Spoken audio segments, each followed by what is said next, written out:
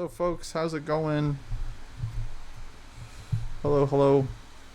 We are just getting ready to start here. Apologies for the delay. Going to be doing a lesson with our friend Elaynah, friend of the dojo. Should be good. Don't have anything too special planned. Just going to be maybe reviewing some games, and then we'll see where that leads. I'm sure we'll have a number of topics to discuss. She's just making tea. She'll be back, and then we'll get started. Hello, Past Spawn. How's it going? Hello, hello. Let me make sure everything is set up right for the stream. I think we're mostly good. I haven't been streaming too much, folks. I apologize. I've just been busy traveling. I'm in Los Angeles right now, working very, very hard on the dojo stuff. Hello, Patrick. Hello, hello.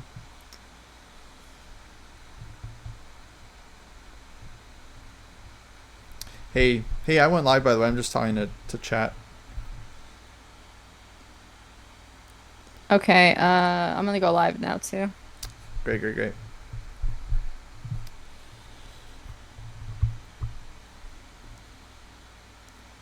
I'm gonna just mute the music because that is annoying. Okay, I think we're good.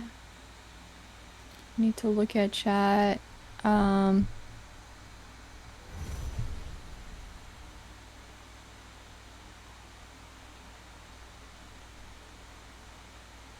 There you go. All right, how do I do this? I need to open your chat as well. Hi everyone. Hi Robin. Hi Popo. Hi Bill. Hi Catcher. Hi Tom. Hi Spin. Hey Chess Dojo. What's up? What's up? Hello, hello. How's everyone doing? How are you? Wait, did I say hi to Spin already? I don't know if I did. What's up, Spin? Okay. Let me open your chat as well so I can say hi to your chat. But I need 3 monitors. We're collabing. I feel like I need a 3rd monitor. I used to have a 3rd monitor, got rid of it. It was too excessive.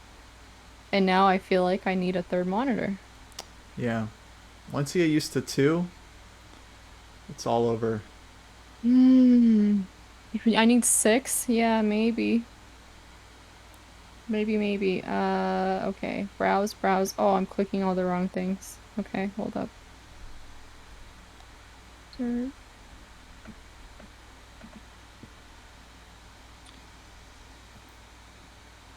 There you go. Okay, I am opening your chat. Julio, what's up, guys?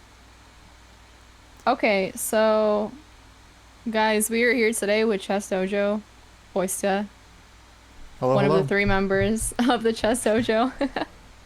Do you want to introduce yourself some more in case somebody doesn't know you in chat, which I think everybody probably does, but go Sure. for it and talk a little bit about your program as well. Absolutely. Hey, folks. I'm Kostya. What's your name? Yeah, like Elaynah said, I'm one of the 3 senseis at Chess Dojo. We're a super group of streamers. There's 3 of us. Myself, another international master, David Pruess, and a grandmaster, Jesse Kraai. We stream on the Dojo's channel, and we're trying to help people improve their chess. So occasionally I do lessons like we're going to do with Elaynah here, but yeah, we have been putting all of our focus into our training program, where folks can find an entire training plan outlined from 0 to 2500. And yeah, basically we put our heart and soul into it. Everything we know about chess training and improvement has gone into the site. I think Elaynah has it linked up, but it's chessdojo.club. I think it's pinned in your chat. But yeah, folks can check it out. You can make a free account, see what it's like, and then if you like it, of course, you can sign up for the full thing. But basically, we just wanted to give people a very clear, structured training plan, like how to improve. Here's what to do. Just like read these books, play a certain number of classical games, annotate those games. There's like certain principles we follow in the dojo, and yeah, you also get to join an amazing community, which is the second part of the pitch. The first part is that you get this awesome training plan. Second part is you get to join a community of like-minded improvers. We feel like one of the best ways of getting better in chess is to like train with other people, spar with them, training games, the whole 9 yards. So by joining the dojo, you also get access to our private Discord, and you can set up trainings and sparring sessions with others. And we feel like that's a big part of improvement. So basically, it's a very serious, very fun program for anyone that wants to structure their training and also like track their training, like how many hours they're putting in, how many hours they're spending on the end game, middle games, tactics, openings, and things like that. So yeah, people should check out the site if they're curious to see more. Yes, guys, it is linked or pinned up on top. So let me make sure it has, yes, ChessDojo.club training up on top. If you guys are Thank curious, you. definitely click on the link in the pin. Did that seem was that polished? It certainly wasn't. That was great. That was great. You did well. Beautiful. All right. Well, let's talk about your chess, Elaynah. How's it been going lately? How's your big goal? I guess you should introduce yourself for like the dojo audience. Yeah. What's up, guys? My name is Elaynah, in case you don't know that yet. I am an adult improver. I mean, that's such a like lame thing to say now that like I said it, because like you constantly see it said adult improver. I'm a chess player who started 2 years ago as an adult. I'm an improver, period. It doesn't really matter if I'm an adult or not. Anyways, so that being said, I think I'm hitting the 2 year mark on the 9th, and I had the goal of reaching 2000, but don't know if that's gonna happen. But I am really, really close to 1900. So far it's been really good. It's been, I mean, a roller coaster at the same time. Like I've been having ups and downs. It took me like, I think like 2 months to hit 1700. No, wait, 1800 from 1700, and then now it's taking like 6 months to, hit Mm. 1900. But there is progress. Yeah, there is progress. Like, I hit 1864 the other day, and now I'm like, I think 2 weeks ago, I finally would manage to stay above 1800 because I kept hitting 1800 and then just dropping below. But now I'm just above, and I hit 1864, and then that was playing 10-0. I'm back to 15-10, and I've been winning most of my games the past few days because I just don't get flagged. And that was Mm-hmm. a big problem, is a big problem for me in general. I want to say that 10-0 did help me with not getting flagged as easily, because in 15-10 I would always like still run out of time, but I've gotten so Right. much better. I think I just know when to worry about a move, when not to better. So that's been pretty great. So I'm very optimistic that I will be hitting 1900 very soon. Nice. Yeah, it's very common to kind of get stuck at a certain level, even if you're working really hard and grinding, and Mhm. then it all kind of like clicks in at one point. So it's very, very typical for folks to hit a certain milestone, like 1800, and then you kind of oscillate and bounce there for a bit. And then if you keep working, if you stay consistent, eventually you just kind of shoot up. And then now you'll hopefully have no problem Yeah. staying above. Um, Yeah, it definitely seems like it was like that. And the moment that I hit 1800 again, I didn't just hit it, I almost hit 1900, right? Like I went to 1864. And so now I think I am in an upward trajectory overall. So I'm right. excited for that. Yeah. Okay. So actually my main advice that I would give is Hmm. to not really worry about 1900 so much because you're actually very Hmm. close. You're like 35 points away, which is basically like 2, 3 games. You're like a mouse slip Hmm. and someone disconnecting away from you getting to 1900. I Um, know. so what I would be thinking about is like, okay, how to get to maybe like 2000 and beyond. Because anyways, once Hmm. you hit 1900, you're still gonna want to go up. So you might as well start kind of working towards that now. Hmm. Um, and yeah, now it's getting serious at this level, like 1800 rapid, 2000 rapid. You have to start kind of, yeah, blundering a lot less, playing deeper, being more Yeah, solid. The thing you said about the yeah. 10-0, that's definitely good. Like, it's always pros and cons. Like, for newer players, if you play fast games, I think that's not great because it can develop bad habits. But on the other hand, you also have to learn how to be able to just play moves quickly sometimes and just get like a move out, even if you don't have a lot of seconds to spend on it. But I think it's great you're playing increment. I would encourage everyone to play with increment in general if you're trying to improve. I mean, if you just want to like flag your opponent, then by all means, 3-0, 1-0. These are great time controls. I find them very fun too. But you have to recognize it's a different game. It's basically just flagging chess at that point, and it's not like, it's really not about the board as much as it would be in like a 15-10 or even like classical game. So definitely I would encourage you to play longer games if you can. I saw on Twitter, apparently Danny Wrench said that chess.com is bringing a classical rating in soon. Ooh, So that's I very mean, exciting. I'm not gonna lie, finding a game for 1510 is super difficult, so I Already. wonder about classical. Although maybe some people will be more interested in classical because 1510 is not that appealing. But like seriously, it does take me a few minutes to find a game and I'm still just 1800. I don't know Yeah. how it is when you hit 19 or 2000. It's a bummer. Actually, a lot of title players, we basically don't play longer time controls online. It's kind of a chicken and the egg situation where there's not a lot of players that want to play, and so it's hard to find players. Um, but Yeah.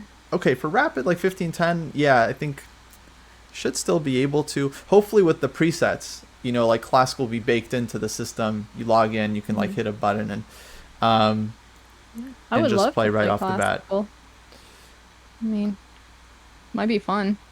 I think in general that's the way to improve in the long run because it just gives you more time to think about the position and like reflect on it, and it's not just about like your instincts, which may or may not be developed yet, like you've only been playing for like going on 2 years, so you don't have like a ton of these instincts like someone that's been playing for decades and decades and super experienced.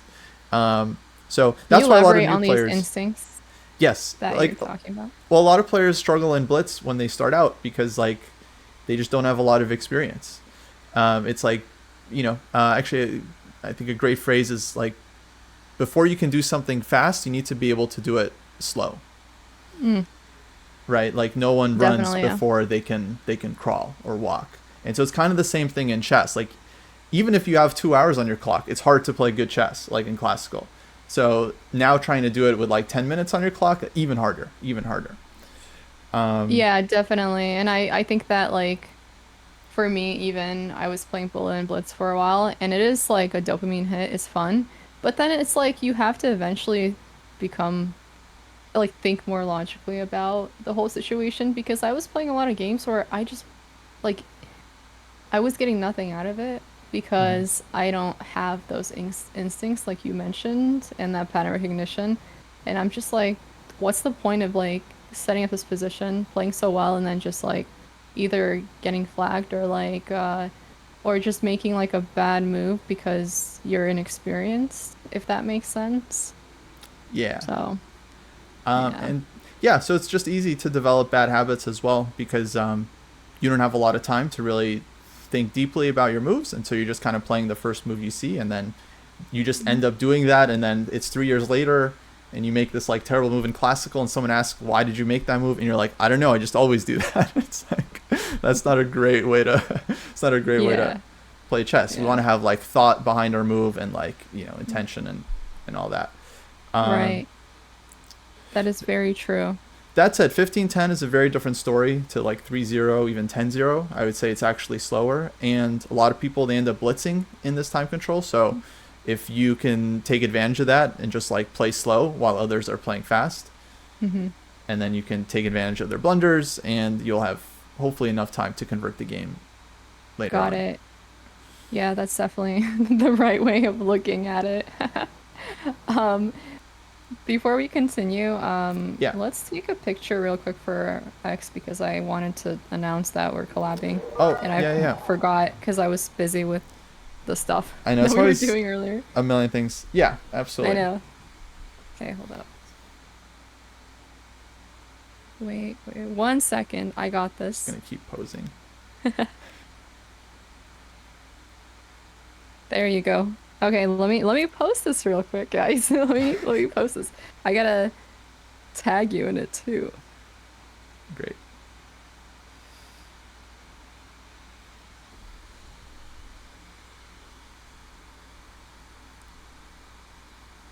It's just Chess Dojo, right? Let me check. Actually, we not too long ago changed. We got Chess Dojo on a Oh, lot it of is. platforms. Yeah, it's Chess Dojo. Perfect. Nice. Social media break, yeah.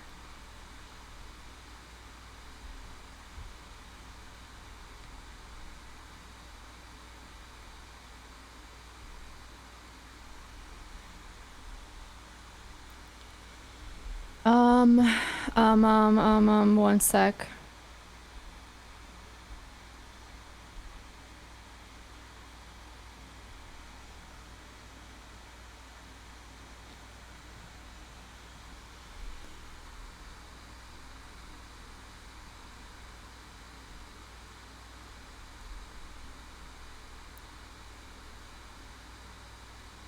Oh, Okay, that's good enough. before we begin, I had a Hmm. last question for you. You had a podcast today, Ben Feingold and Karen. I did. We did have a podcast today, released with Ben Feingold and his wife Karen. Definitely check that out, guys. It was a lot of fun, and Ben shared some insightful information about playing in positions that you're not used to.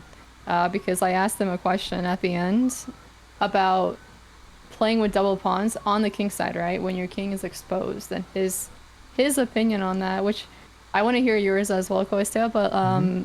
but he had some interesting stuff to say about that, so definitely give it a listen. Absolutely. Yeah, people should check it out. Chess Lounge. I think it's on. Is it on Spotify? Yeah, it's on Spotify. It's you can find it on Podbean on all the different platforms. I also have it posted on my Twitter and on this page. If you guys want to check it out. Nice. I will definitely listen to that. Ben Feingold is one of the best people out there, Hmm. He's great and hilarious. and I love Karen as well. She's great too. I love her accent. She has a great accent. Like, I'm obsessed with it. Will Koiser be on the podcast? Yes, he will. We're gonna get you on the podcast soon. Oh yeah, anytime. Oh. I'm Mm-hmm. filled with hot takes, Oh, steaming. perfect. You filled any controversies that you want to Uh, share with us on the podcast? Controversies? I think so. I've been involved in my fair share of You're gonna have to disputes. share those. Okay. Yeah, yeah, yeah, You'll for share sure. those on the podcast. Wait, I need to put that down on the notes or something, because I need to ask you about these controversies and not forget Absolutely. I have a when lot of thoughts. when we Yeah. finally do it. One sec. Oh, I'm gonna write your name down here over here. Oh, we can even if possible get your other two partners, I guess, for Chess Ojo. Absolutely. That might be Um, fun. We might never be had hard three people to on the podcast. might be hard to get them. Yeah, it'll be five of us, but that could be very fun. It could be. I think so. Okay, I'm gonna try to make you louder because people are saying that you're not loud enough. But that's crazy because I have you at like max. I don't Oh, understand what's going on. Maybe I'll just lower myself. yeah, Share that's weird. I don't 200. know. How's the sound on the Dojo stream, folks? Any Oh crap. feedback? Sorry guys. It's not that bad. Okay. Sounds good. Awesome. Awesome. Okay, good to know.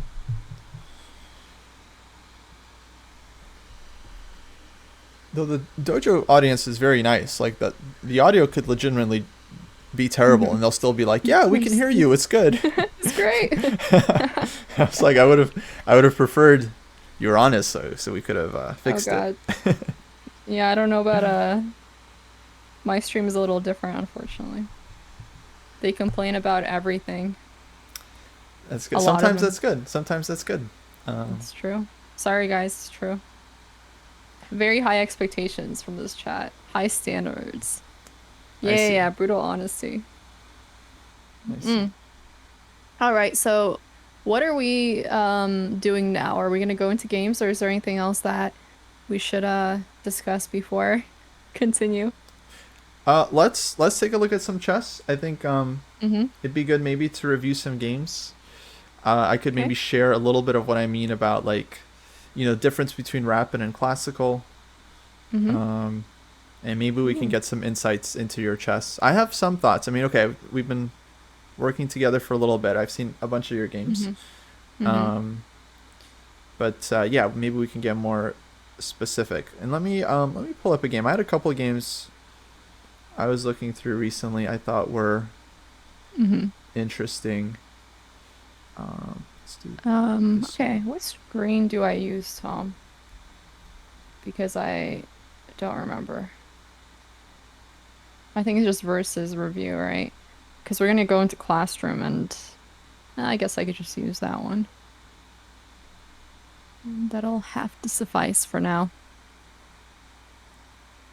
Yeah, so we're in a classroom already. So should I open the classroom, Kostya? Yeah. You can meet me there. Okay. I just input I'll a meet you game. there. I got you. One sec. Classroom. Wait. You inputted a game? Mm-hmm. Okay. I think I found it. Okay, I'm gonna go to versus and review. There you go. Perfect. All good. Yeah, so I'm not gonna put music on today because it can be a little bit distracting, especially during a lesson. To be honest, I wanted to do this lesson on stream. We were gonna do it off stream. And so this stream's gonna be treated a little special. The priority today is the lesson. So I want you guys to just, I don't know, I guess learn from this lesson as well. So no music today. Sorry, guys. Not the right time for music. Yeah. Um, yeah, I guess it's gonna be more educational. I mean, but I think it'll be cool. I think hopefully we'll get Elaynah better at chess. I think usually Heck lessons yeah. are good for people watching as well, in my experience. Um, Especially Hmm. people that are like close to your level around there. I feel like they can often take away some Yeah, stuff and I too. know we have a few people around my rating in this stream, maybe in your chat as well. Yeah, I But think yeah. at least a few. Hmm. Um, oh, and people can play their own music. That's genius points. Yeah. You can open YouTube up or Spotify or iTunes. I don't know if people still use that, but um I don't even know if that's still a thing. And click play on there. I got you guys. Okay, so are you seeing the moves on your end? I am. So okay. So they played e4, c5, knight f3, d6. So this is like I reviewed this line afterwards, and I know that you can technically just kind of ignore the e4 pawn from what I know. Uh and just go for d4, right? That's the It's a line. little tricky. So, okay, so for everyone, this is the game you played yesterday. So I assume you probably remember it vaguely Mm-hmm. or so. It was a rapid game, so I Mm-hmm. don't expect you to remember Yeah. everything. I remember Queen C2 because I usually play that line.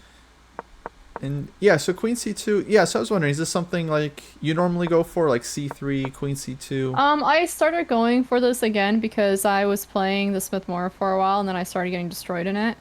And then Hmm. it's just theory I have not studied. With Alapin, it's just something I started naturally playing against the Sicilian from the beginning because it seemed to make the most sense. Mm-hmm. So I just kind of came back to it. And then C2, I just remember I was like, how do I play against E4 and then knight F6 with C3 in the way? And I remember Queen C2 was an option.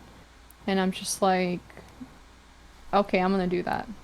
Yeah, it's it's kind of interesting. I think it's fine in general. I feel like as far as the openings go, as long as your moves make some strategic sense, I think you can pretty much play whatever, even if it's not the most accurate. Like yeah, technically after knight f6, there's like a funny trick here where the pawn on e4 isn't actually hanging because you have this queen a4 Exactly. check. So you could Yeah. play. A lot of people play Mhm. bishop e2. Yeah, The that's thing what I is, remember. if you go Hmm. d4, then you block this one, and so That's black I true. think actually could take, and then we Right. don't No, they have the can. check. You're right. I was thinking bishop e2 and then d4. So you could But play this, but the thing is, eventually, yeah, it's hard to play d4 without dropping this one. So I kind of like your move. Like, mhm. okay, might not be the best move, but like defends the pawn. Your opponent goes knight c6. You go d4, and then you Hmm. got the center. You have Hmm. now you have a great position. Yeah, I personally like this position. I don't mind it. Yeah, absolutely. Like here, the opening worked out. It's why I think c3 Sicilian is kind of it's definitely not a bad choice because it's very logical. Like you're just fighting for the Hmm. center. You're trying to get two pawns there, and it's very principled. Okay, black has ways of dealing with it, but um, yeah, generally you get a game. Usually white's fighting for the initiative. So I think when it comes to the opening, okay, the main goal is not necessarily to get an advantage. That would be nice, but the main goal really Hmm. is to just get a good middle game, like a middle game that you Yeah. want to play. That usually means an equal middle game that you are okay playing. Because these days people are well prepared and there's so many openings out there. It's rare that we're going to get an opening advantage. Again, it's great if we can. Or once you play a Karo Khan, Panov, just saying, nobody seems to know how to play against that around this rating. Yeah, don't get me wrong. Like, there are many games where black just goes like wrong in the first 10 moves and then it's just like a complete collapse. But let's say you're going to get to a point where your opponents are solid enough that they're not doing that anymore, right? They're just getting out of the opening fine. And then it's still up to you to figure out positions that you want to play, where you can outplay the opponent. So anyway, long story short, opening goes well. Bishop d3. I was not paying attention here. I had to play a3 because I put my bishop there with the idea of, getting some sort of advantage towards the h7 pawn. But then I forgot about the knight to b4. Rookie mistake. Right. Yeah, here I would agree with you. Like, a3 I think is probably better. And then bishop d3. In general, I would say we're making this kind of move a little bit too much from what I've seen in your games. So I would be careful. See. Okay, well, when should you make those moves, like a3, h3, as opposed to not making them? Because a lot of times the setup I like requires I make that, because then the stupid knights jump in and attack my pieces and fork him. Basically, it's not an easy question. Basically, you should play the moves, like when you have to. That's kind of the simple answer. It's hard to determine when you actually have to and when you don't. I mean, here, when I play bishop d3 and then they play bishop d7, don't I have to play a3 then? If I don't want to lose my bishop, because there's no way to save it. So unless I'm okay with the bishop exchange. Yeah. So like here, I would say this is a good move, because you're definitely stopping like a real threat. And your bishop is well placed on d3, your queen is well placed on c2. So I'm fine with like spending the tempo here. I'll give you a couple examples. Like I saw one game where I think it was like this, knight f3, e6. You were playing black, c3, let's say, I think it was d5, bishop b5, knight c6, and white goes like d3 or something. And then we played like a6 in this position. And it's not like a terrible move, but it's also not necessary. Like, white might want to take on their own. You have other ways of challenging the bishop that are like more developing, like queen to b6. You can play bishop d7, which is also like more developing. So in general, I would basically we have to be very careful with this kind of move because it is a tempo, especially with black. If we're behind in development, we got to be really careful with giving up too many moves with the pawns. Here, I would say it's not bad. Mainly because you're playing with white, so you kind of have extra time. You also have a big space advantage. Wait, so I have a question. Yeah. So if I'm playing as white versus black, if I'm playing black, so is a6 or h6 more detrimental then? So can you justify playing those moves more often with white than black? Yeah, I mean, for the simple reason that white starts off like a half move ahead, right? Yeah. White gets the first move. So you can use that move to play like a3 or h3. It might give up your advantage in some cases, but it's like you're definitely never going to end up worse as white if you waste one move because you start off with an extra move. And in general, I mean, okay, chess, like in the past, basically the way the people thought about it was that like these kinds of moves are losing time in the opening. If you ask Jesse, Grandmaster Jesse, who's also on Dojo's channel, he'd just tell you it's like a bad move in most cases. But the new thinking is more that like, the move is still useful. And so, yeah, maybe it's a little bit early, but it still ends up being a useful move. So it's kind of like there are a lot more cases where it's feasible. Let's deviate real quick because I thought of another game you had that was similar, and then we'll come back to this one. Just because I feel like this topic is it's pretty important, like not losing time in the opening. Let me copy this game in.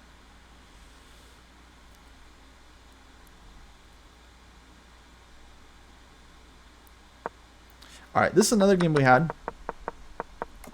Okay. It was a 10-minute game, but it doesn't matter too much. So we're playing white. I think opening went well. Like, we got a bunch of space.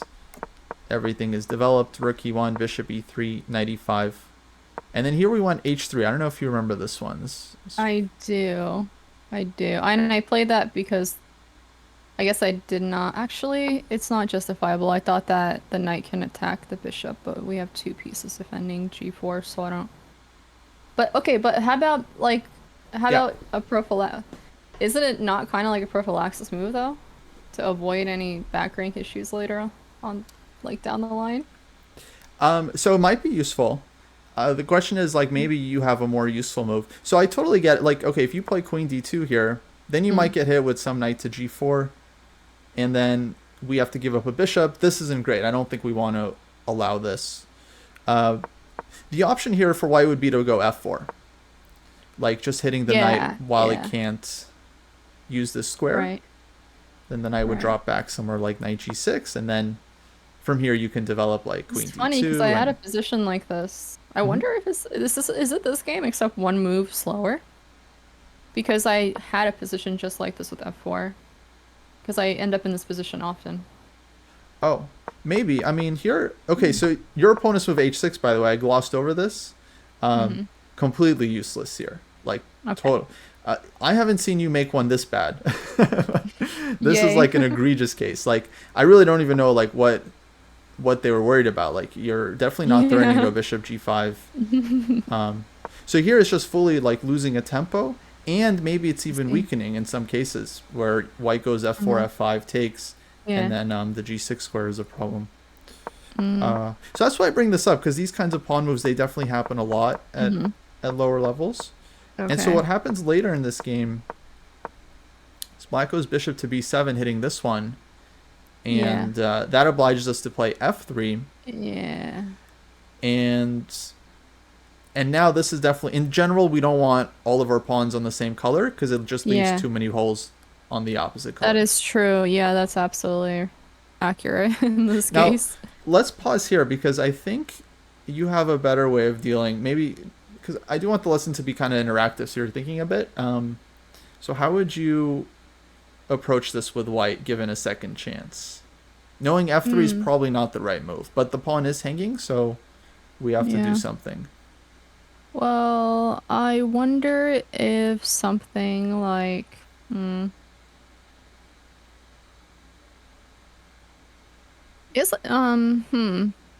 So we either defend it again or we create an attack here. So I don't know if like f4 could work here. So f4. Yeah, I'm thinking something like f4. I mean, because it just creates a bigger attack. And then like they can't really take the pawn on c4 here. Ty, thank you for 57 months. Appreciate it. And so I don't know, f4 like looks kind of good, but then what after? I guess maybe f4 and then actually pushing the pawn, but then you're opening that long diagonal for the bishop, and I don't really like that. So maybe there's another way to defend it. I mean,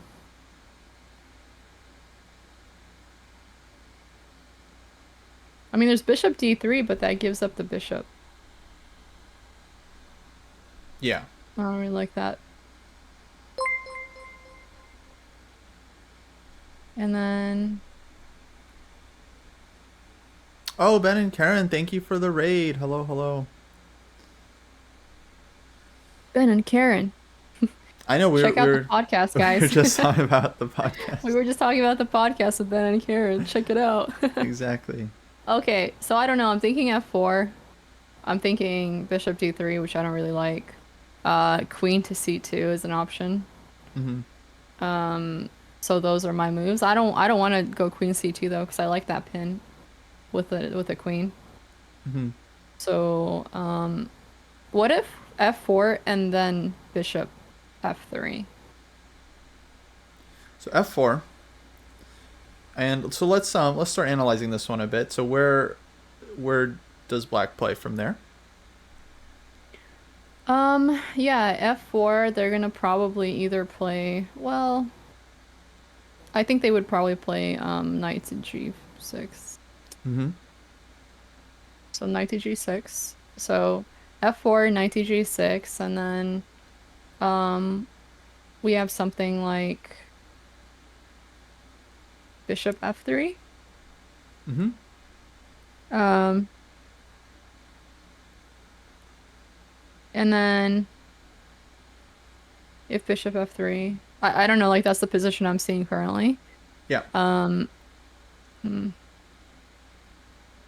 And then I like the idea of bringing the bishop back to f2 as well to defend g3 afterwards, but I feel like that kind of saves the position to a certain extent.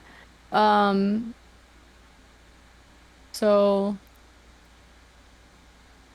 okay, the thing is their knight can jump on h4. Yes. Good.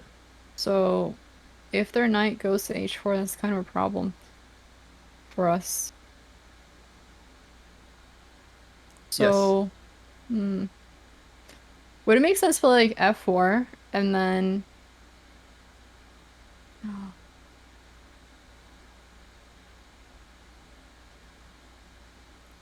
hmm. Wait, what if f4, knight to g6, and then bishop to f2? I don't know. That pawn does kind of actually there's a from what I'm seeing, there's a pin there. Well, no, there isn't. I don't know. I don't know what comes after that, to be honest. Yeah. Okay, you're doing Too great. far calculation calculating too far. Um, no, this is very good. I think definitely what we have to talk about at some point is just kind of like the technique of analysis, because like I think you're doing fine. Mm-hmm. Um, it's just a matter of learning how to Mm-hmm. structure your thoughts a bit, I see. and then keeping track of what you looked at. Okay, because f4, you had the right instinct here. F4 is like a good move, Mm-hmm. like it hits the knight, and you possibly get like bishop f3. So this is a much more active way of defending your e pawn than like playing f3 right away. So Yeah. your analysis went like this. So f4. I Mm-hmm. think you mentioned knight c4 is not good, but let me just put it on the board. This would be the first move to analyze because it's the most Yeah. forcing. Black is taking a pawn. Yeah. If they can get away with taking a pawn, then f4 is not a good move. Yeah. And then, okay, what did you want to play here for white? Well, so bishop takes knight to c4 and then queen takes. And then Mm-hmm. like instantly I'm just seeing that there's a fork, right? On knight to c7 check. Mm-hmm. Because they need to move their queen out of the way. And maybe there's a way to trap the queen, but that's more complicated. But yeah, instantly I'm thinking something like um yeah, something like knight to d5 here.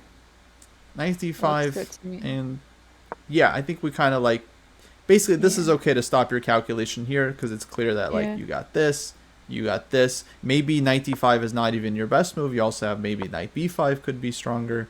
Um, Yeah. so that's a good line. Um, Mm-hmm. so then you were focused on knight g6, which you felt like is the more like rational response More for black, likely. right? Yeah. So And then good. I'm just like, we know that the e pawn is a weak pawn, so maybe Mm-hmm. maybe now we instead of playing because the e pawn is a problem and we can't push the e pawn to get rid of it. Plus, I don't think we want to open up that diagonal for the bishop, considering that's a really strong diagonal. So we would have to try to like exchange those bishops because their bishop is just better. So I'm thinking, what if bishop d3 here? Bishop d3, I think, is a good move. Um, but just to back up a bit, like your first thought was bishop f3, which Yeah, and totally fine. then yeah, But then you notice knight h4, right, is kind of annoying. yeah. Okay, so good. Like this, you did like very good. Like this is exactly what I would want you to do in like a Mhm. classical game. This is why like rapid chess is not great for your chess because like you don't have time to do all this analysis in rapid, right? And Takes just like time. in Yeah. your brain, you're just like you might not even see f4. You just see like the pawn is hanging, and it's like you don't want to give up your bishop. You don't want to play queen c2. All right, I guess I'll go Yeah. f3. In a classical game, like you got time to think about it, you'll certainly find f4. So you notice like bishop f3, knight h4. This is unpleasant because we don't want to give up the bishop. And then our next thought was bishop f2 to kind of cover this one. But what's the issue with bishop f2? It's too slow in this case because if knight takes, right, and then knight takes. So I'll draw some arrows for the chat. Okay, you can do that too. And then bishop takes.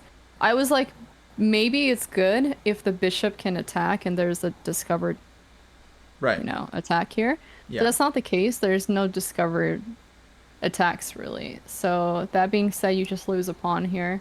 So nothing really comes out of this. We might So have that's just the lost problem. a central pawn. Exactly. Yeah. So bishop f2 is kind of going in the wrong direction, and then this is where kind of started kind of second guessing the whole thing. Maybe f4 is not the right move. You just need to define bishop d3, and then you would basically that would have been the end of the calculation. If you find this one Yeah. from the start, then you're like, okay, I can go f4, can't take my pawn, has to Yeah. go knight g6, and then I can defend with bishop d3, and then I'm solid for now. Right. There's always a question of like when should you stop your calculation, I see. and the classic like Russian school of chess like rule of thumb is like you stop your calculation when there's no more forcing moves. Technically there's still there's all kinds of forcing moves here. There's like e5, d5, some potential sacrifices, knight f4 followed by e5.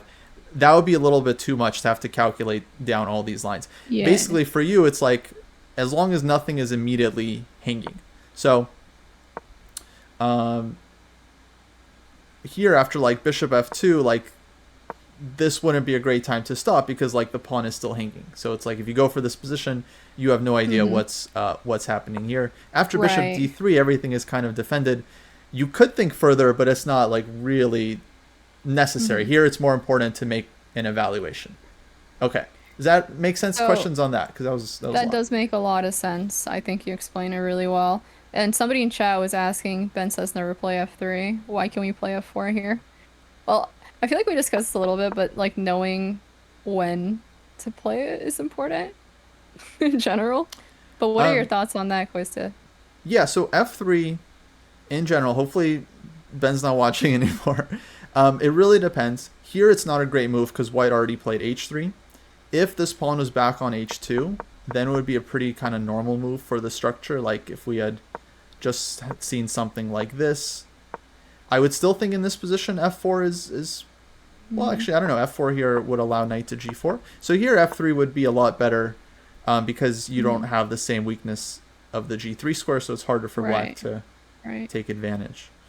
But it's always in the Sicilian, this is a pretty typical move in this structure. In other positions, like sometimes f3 makes no sense whatsoever, right? It just Right. depends like if it's weakening or if it's actually doing something. Here it defends the Right. e pawn and covers the g4 square, so definitely like There are lines in general, No. like in the French defense, where f6 is a pawn break in certain variations. Yeah, I yeah. learned the hard way, by the way. Absolutely. And so the idea of never playing f6, it seems like to an extent, right? Like knowing when to play it is seems to be the most important thing. Yeah, I mean, So, well, Ben is speaking to an audience that's like they play f6 a lot, and I know what he means because like I'll see games that's like e4, I don't know, c5, knight f3, knight c6, bishop c4, f6. It's just like, yeah, when you see games like this on a daily Yeah. basis, you're like, okay, guys, you know what? Just never play so, f6. so this is basically maybe he's talking to people who are more beginner level. It's a more, yeah, because in chess there are very few rules that are actually like 100%. Yeah. Yeah.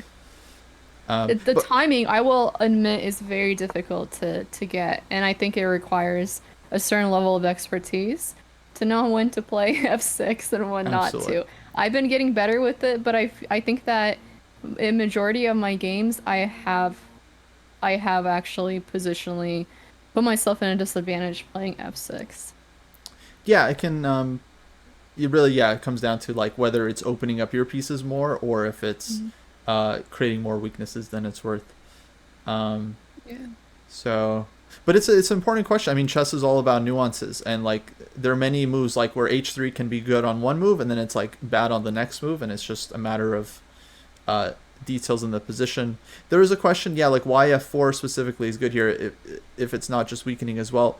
Technically, f4 is like extending the pawn, and so it kind of weakens some squares, but this is the type of position where white is trying to take space, and the pieces can kind of back it up.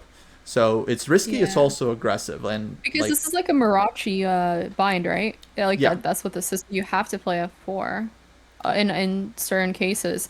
Also, I had a question to ask about this position. Hmm. So, if we go one move back Yeah. really quickly, so like this, if there was no pawn on e6, um, I don't know, Hmm. say that both the center pawns were just missing, or at least a diagonal for the bishop is open. Does it make sense to play h3? Like in certain cases because you have three pieces that are controlling that square.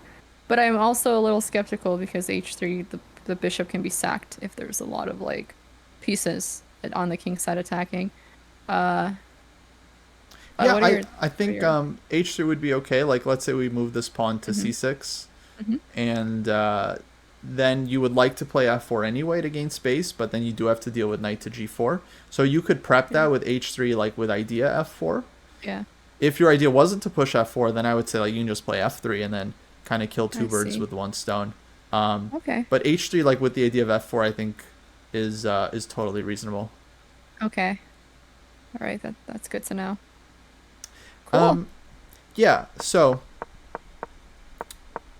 basically, that was all I really wanted to say about this game. I think Okay. we end up getting in some trouble here. Like, actually, your opponent plays quite well. I thought like they go knight h5, going after this one, Yeah. and then they go Yeah. after the dark squares. And Yeah. Yeah. yeah, credit to your opponent. But hmm going back to our first game, let's see, did that switch it on your end too? Yeah. Perfect.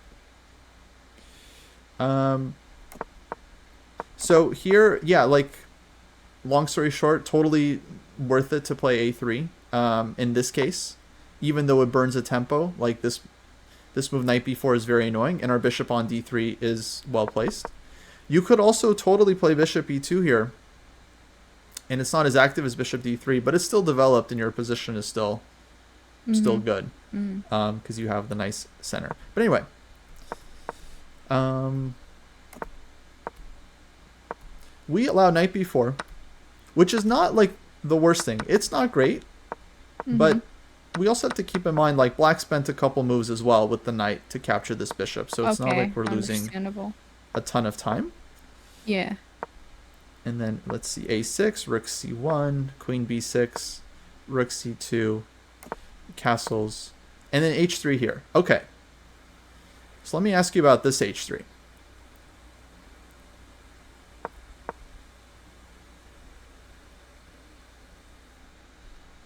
What do you want to ask about it? So how would you assess this one out? Do you think this is Okay, useful or no? I played h3 here because I wanted to move my bishop to e3. Okay, okay. Yeah, so I played it for a reason. All right, I well don't know if it that's was a justifiable reason, but that's something. I think on it, it's fine. It wouldn't be my first choice, mainly because okay, your bishop can also yeah, go to f4, and yeah, you have other moves as well, like just bringing in the rook. But at least there's a reason to it, which is yeah. good. So what do you think about rook c2 to defend b2 here? Rook c2, I thought is very logical. I mean, you're not just defending; you're also getting ready to double. Yeah, that's the idea. So to me, it looks fine. Yeah, actually, so I should note if I don't mention a move, that means like normal move, good job. Okay. All Yeah, right. basically. Got it. Yeah, I just want to focus on the moments like where This- we can Yeah, this improve game our was play. interesting because it feels like all my pieces were in the game except my rooks at the end. Mm. Well, we'll see. I think this is the game. Yeah, okay, yeah, sorry. We'll go on. No, I don't know. You could be right. So h3, h6, you go e5, Mhm. knight e8, d5, which I thought Yeah. this is great. Um, It was great. I laughed when I played D5. oh, did you? Like that's cool. I did. I did. It was great. This is good. You're using your space advantage. Mm. All your pieces are developed, so this is kind of the time to advance. Like it's a very Hmm. logical time to break. And I think the move you made makes sense. Black goes knight e8. I Hmm. don't know if knight e8 is correct. It doesn't look right to me, but you go d5. That definitely looks Hmm. right. Um, Hmm. in general, it's nice when you can push a pawn that like your opponent can't really take, Yeah. 'cause it's like good for you, but you of course are threatening to possibly take and open them up. So queen Yeah. a7, opponent keeps playing. I feel like very very passively, Yeah. and okay, no. From here, what I want to say about this game, like this game, I think you just played very well. In like this Thank middle you. game in kingside, like Uh, yeah, queen g3, just switching over g5, h4, like just fantastic attack. Then you sack a piece, like honestly, like just great, great game. Um, yeah, the only thing is when I played Queen D3 check, I did not see Rook to F5. But even then, I feel like it wasn't the best move to play this, but there's still threats with this. You still take the pawn and then, I don't know. But yeah, do you see what I'm talking about? The rooks? The rooks are kind of not in the game here. I guess so. They're not far. Yeah. Like you just need one knight move or one rook move, and they'll come in. Um, yeah, okay. It's often the case when we sacrifice that we don't totally calculate everything ahead of time. Yeah. Nevertheless, I think it's still important to be willing to sacrifice if you think it's good. Yeah, I mean, it completely opened up their king. That's why I thought it was worth it. And then Mm-hmm. we have a passed pawn, and their queen is all the way on the other side of the board. So Yeah. there's not a lot of, safety for them here. I figured. Yeah. So no, I think this was like, yeah, definitely a good decision. Hmm. Especially in rapid chess, where in general people have like they struggle defending their king and they end up feeling like Yeah. under heavy pressure. And here, your opponent definitely didn't defend in the best way, like because you just immediately win. Um, Mm-hmm. I think they resign here because you're getting the piece back, and then the king is still like Mm-hmm. wide open. This was also, I think, just kind of devastating because Mm-hmm. you're threatening mates, and if here, then you're just Yeah. taking this one. Um, Yeah. so okay, we can look at rook f5 a little bit. How would you continue here? Yeah, good question. How would I continue there? Let's see. I did think about it a little bit while they were thinking. I thought maybe it made sense to play bishop e5 takes and then mm, I don't know, a part of me wanted to play g4 after that because the other rook is kind of out of the loop. But Mm-hmm. then at the same time, I think that hmm, what could happen? I think I feel like there's play on f6 for black. So I was a little bit hesitant about that. So I was thinking that I was gonna like bring in my knight into the game here. But let's see. So just bishop takes e5 here. And Mm-hmm. then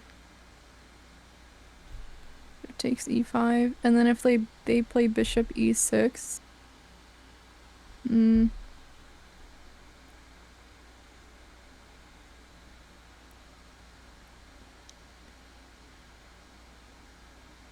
actually, looking at this position if they play bishop e6.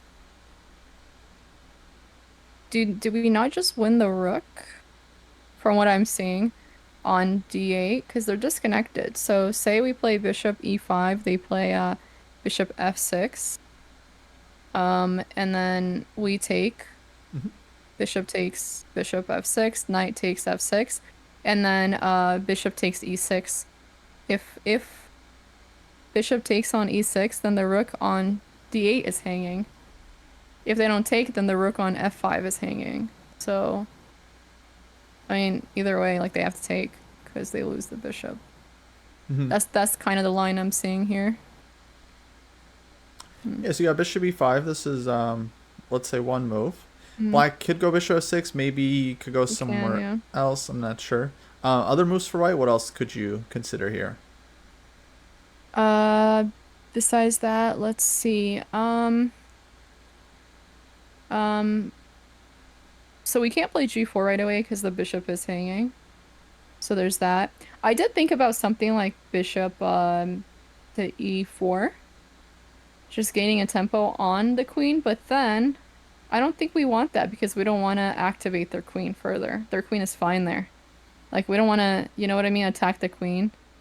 Mm-hmm. But then at the same time, if we gain tempo on the queen and then we play something like g4 after gaining tempo on the queen, we do win that rook, but then our king is also vulnerable at this point. So, um, that being said, I don't really personally like bishop to e3 here. Um, what else is there?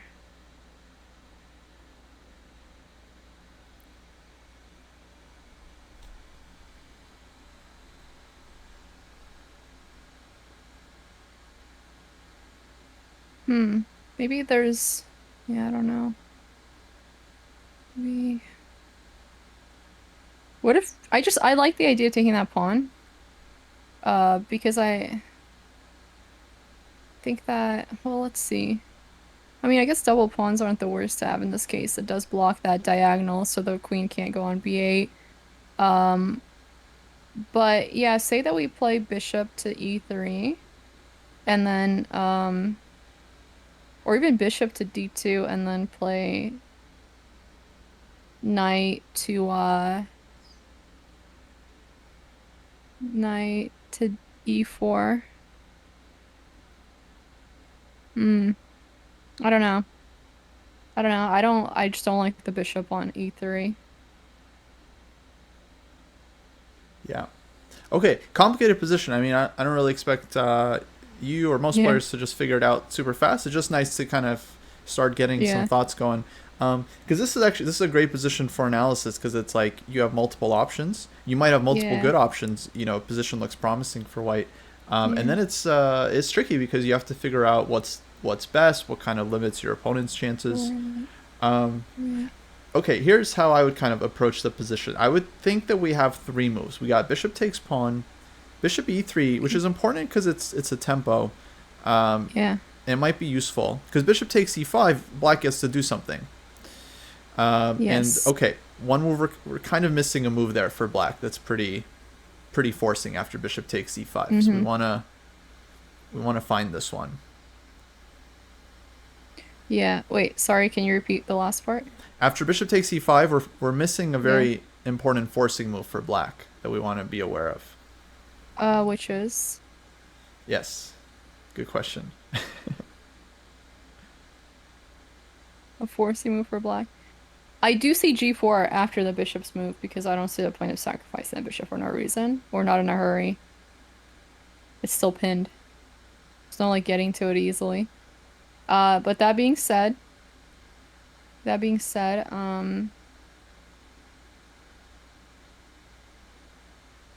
bishop e3 and then g4. Again, I did consider. But I don't get why we just can't play bishop e5 and then g4 here. Well, basically, black has time, so they can maybe do something like bishop I see. g5, bishop c5.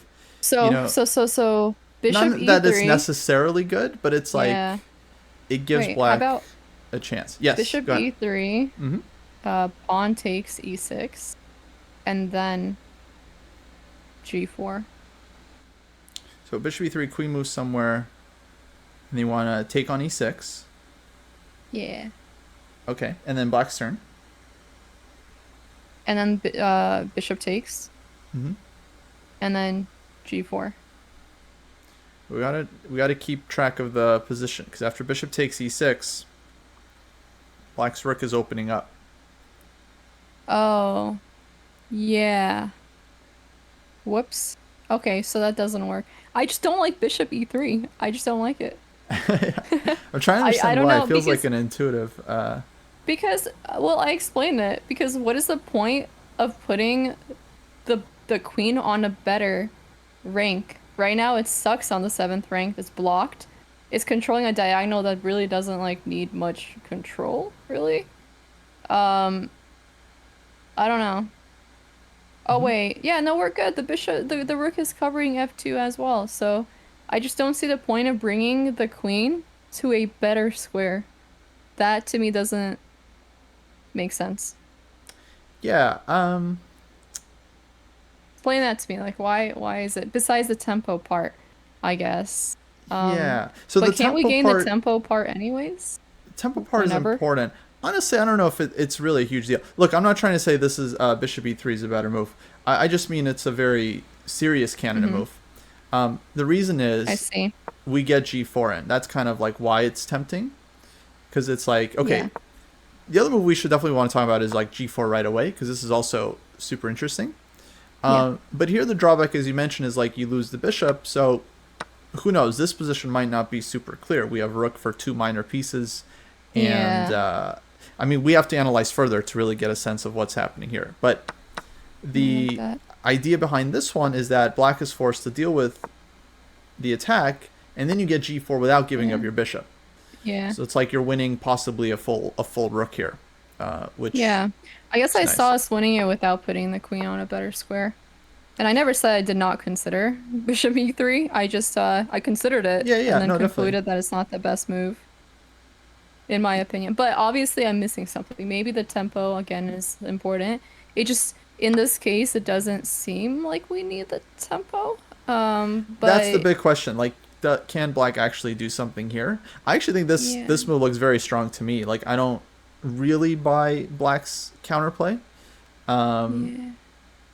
like, okay, bishop c5 is an Yeah. option. Bishop g5 maybe. Um, Mhm. I feel like white is still. I mean, it's an attack. White's down a piece, but we have huge attacking Yeah. chances. G4 is still a threat. Oh, We have okay. ideas of Okay. bringing in the pieces. Yeah. Yeah. Like, white's position, I think, is pretty good here. Bishop e3 might be Let simpler. me I don't see. know. I'm sure Okay. this one is very strong. I don't even know which one I would play. I might even go for this because Yeah. it looks fun. Um, G4 But also like, yeah. very much worth Okay, so considering. again, right back to what I was saying though. If they both look good, why would you go for the one? Unless you can gain some sort of compensation for it. Why would you go for the one with the tempo? Okay, yes, tempo, whatever. But like, how is that important in this case? Because you're gonna win the rook anyways. And why not win the rook without putting the queen on a better square? That's all. Like, that's the part I don't like logically understand, I guess. Like, Oh, it really is just because the position is very complicated. So it's really just not I clear. see. Like after bishop e5, what's happening? To save the bishop, you can save it with e5. You don't need to do e3. Like maybe black plays here, for example, king g8, Mm-hmm. Okay, and I see.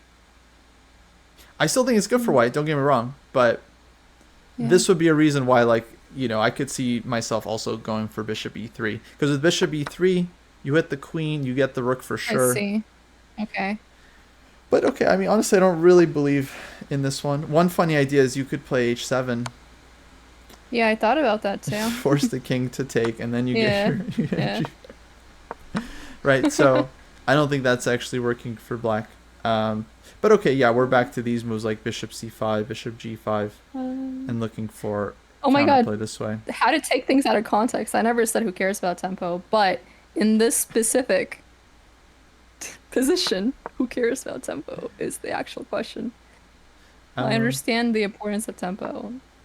Now, look, here's the bigger point. When you're playing and you have a complicated situation like this where you Okay. realize you have a choice, it's Mm-hmm. important to take your time and really try to, like, you're rarely going to get to the bottom of things and figure it out 100%, but you at least want to attempt at getting it right?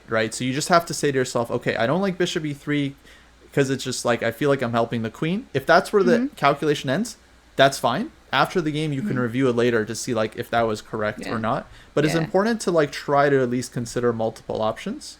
And yeah. And then after the game, you can review. I definitely did in this position. I considered both options.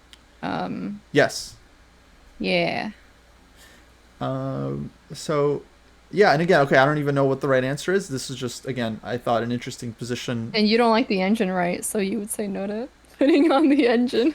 I feel like the engine would say E3 check. because the engine is like dumb like that. So I think that I'm gonna guess bishop e5 is the main move. But okay, if it says bishop e5, check. I like the engine. Yeah, okay.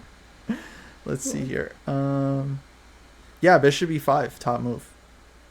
Helping the queen, yeah. Someone in chat said helping it do what? You're helping it defend a piece. Like if it goes on b8, it's much more active now because it's not doing anything on a7. So I see potentially plans of somehow winning the rook on d8. I can't do that if we give the queen a tempo and all of a sudden the rook is defended.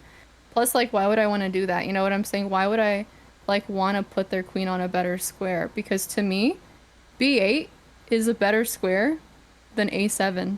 So like that's where my brain goes with this specific position. It's like, okay, like why would I want to do that? You know what I mean? If I don't have to, that's the thing. Unless like there's sort of some sort of compensation, like I was saying, I can get from e3, bishop to e3, without being able to get it from just taking the pawn on e5. Sure. But to me, like, again, I could be missing something, but literally what I'm seeing is queen goes on a better square for no reason with no compensation in this position. That's all I'm saying.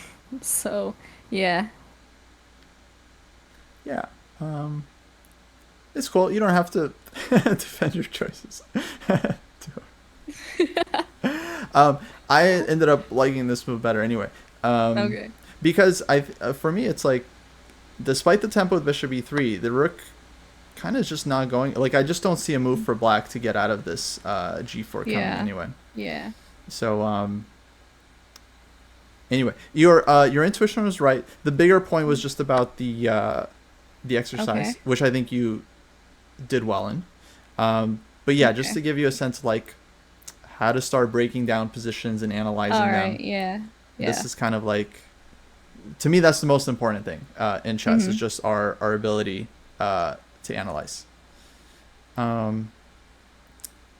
Okay, so going back, yeah, this was a very well played game. The opening, like early middle game, maybe wasn't the most accurate, like allowing knight b4 and all this stuff. But long term, it didn't really end up mattering too much. Yeah. Things were just kind of decided in the middle game. Right. Worked out. Yeah. So do you have any thoughts about the rooks? Your c-file rooks. Yeah, my c-file rooks.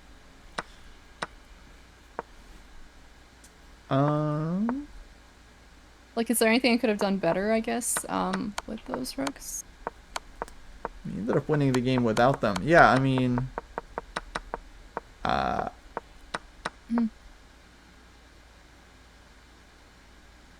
don't know. I mean, they were very close to getting into the game. It's just like, we play queen g3, which is very nice, switching to the king side. Black goes g5. Instead of reacting to g5, you just go h4, which is great.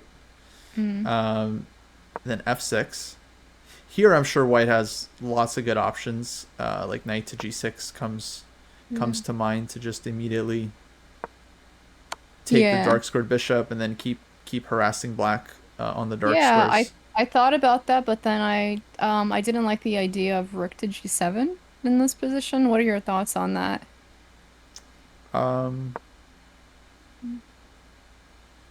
Well, in general, black's position looks completely busted. Like the king is super weak. All the pieces are misplaced. So I would expect any move that doesn't lose material for white. White has a winning position. Okay. So, for example, let's say we took once HG, Mm-hmm. and yeah, like I think bishop e3 here would be totally fine. Okay. Um, yeah, basically black's position just looks bad optically. Yeah. Like Yeah. queen b8, like d6, Got let's it. say. Okay. I think it's just a matter of time before we break through. Right. And how would you recommend breaking through here? I mean, with their knight just kind of being on e8, do we just bring more pieces into the game here? Because the rooks now don't look too bad, but Yeah, I this is don't kind of know. this is a big topic. So let's pause here for a second. Generally, when we're attacking, we're trying to break through. It's like there's different things to think about. One is just bringing Mm-hmm. pieces near the enemy king. Um, Mm-hmm. the other thing is a really important one is having a focal point. So having like a specific target. So not just like vaguely thinking I'm going to attack the king, but rather looking Yeah. at the opponent's structure and trying to understand like Weaknesses like weak what's the pawns, weakest right? point. Yeah. Okay, yeah, yeah. So in this specific case, hmm e6 is weak, right? And f6. I would say these two are targets. Yeah. It's not always clear how do you define a weakness. An easy way is like Yeah. anything that can't be defended by a pawn is a potential Yeah. weakness. Let's say Do you think potential we have weakness.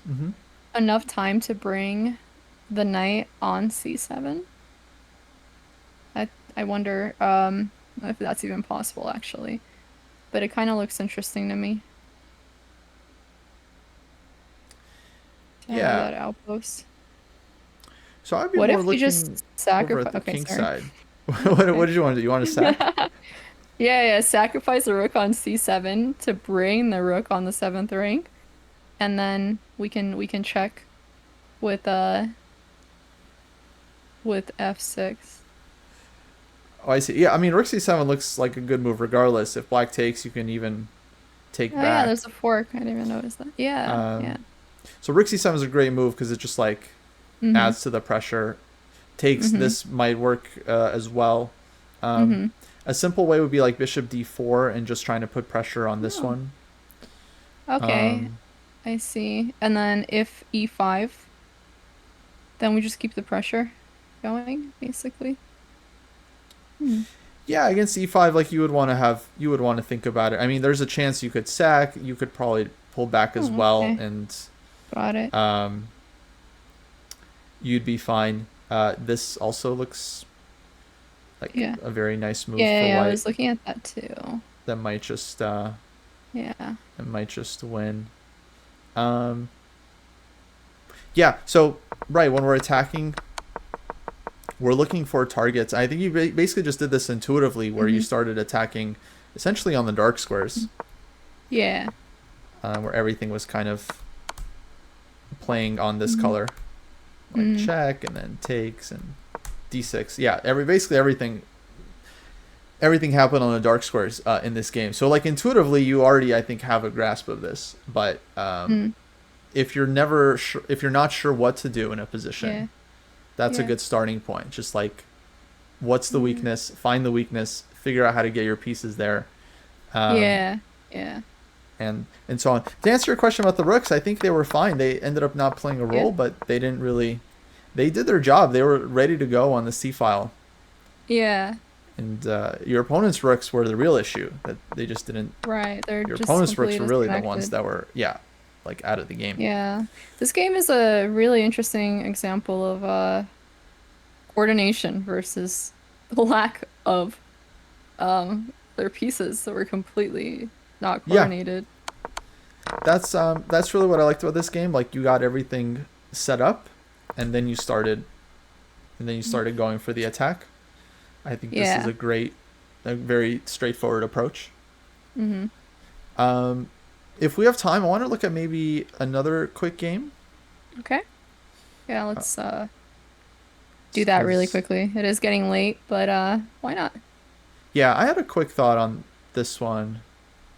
Because so far we've mainly talked about you playing with white, but playing with black is kind of a different story. Yeah.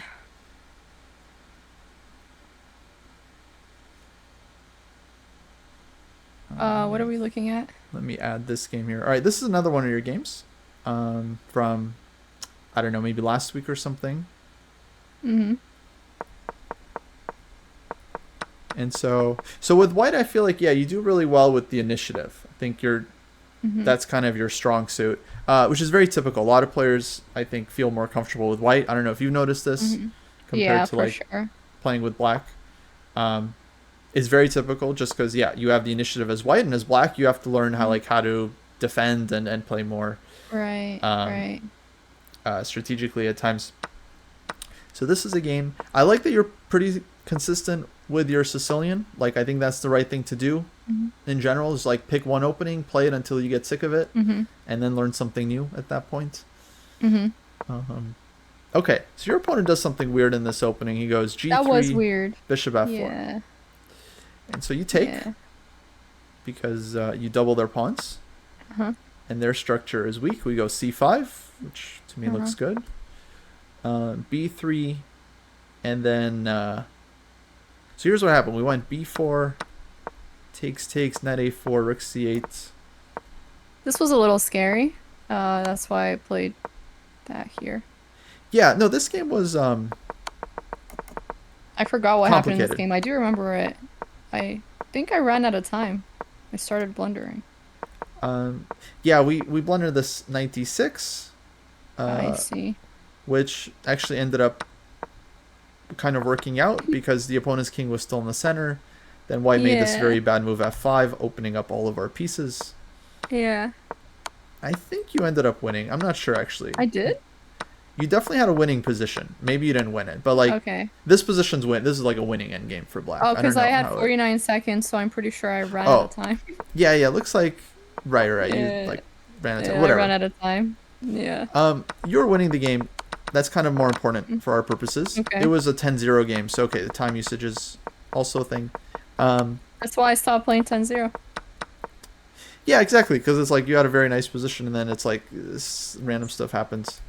Yeah. Main moment I wanted to talk about was here. Like, we go B4, which I totally get, because you're going after this knight. The knight is defending the e-pawn. And rook C8.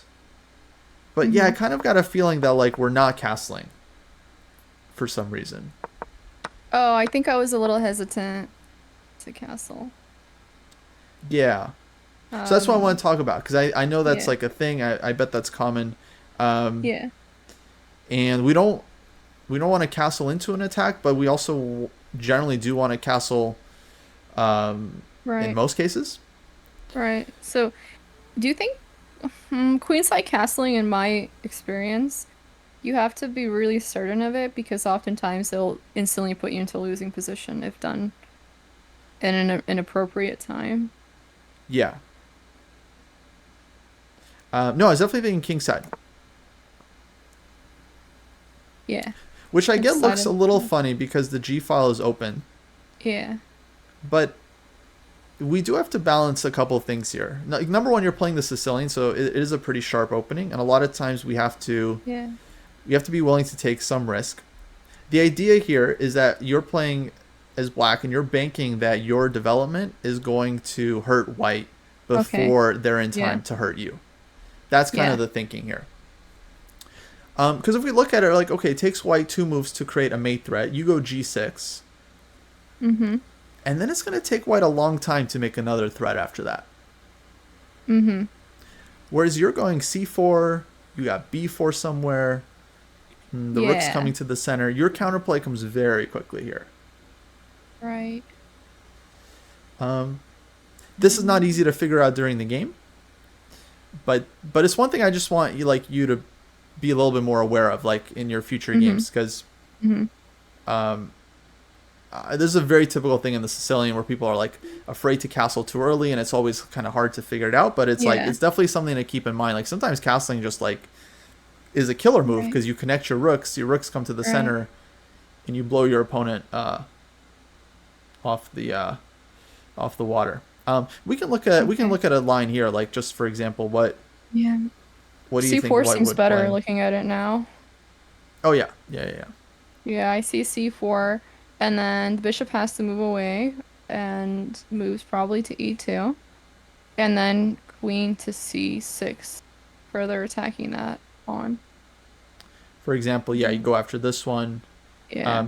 Someone mentioned like you have to be a little careful about like e5 stuff. Like yeah, like if white gets queen h3 e5, Mm-hmm.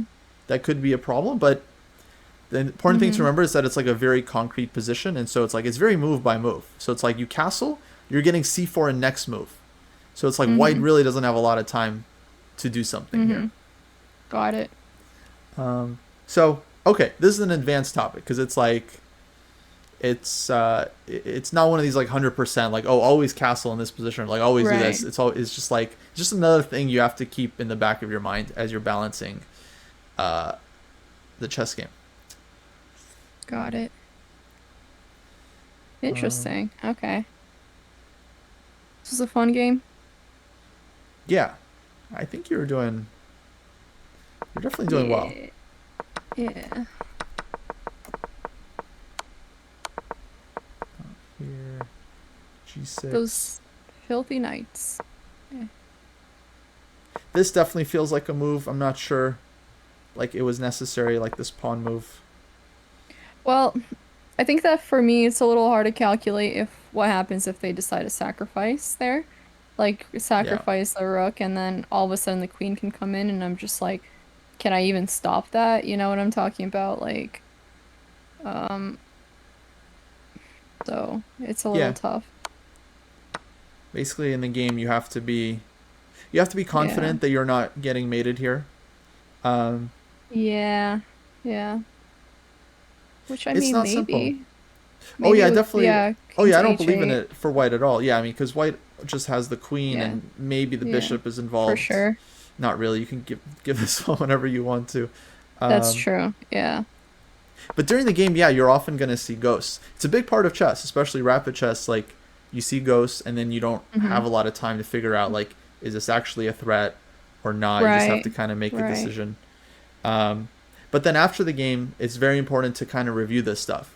So this is where rapid can still be very helpful. Like if you're reviewing your decisions, like you go back to this point, you're like, I played Yeah. g6 because I was afraid of the sacrifice.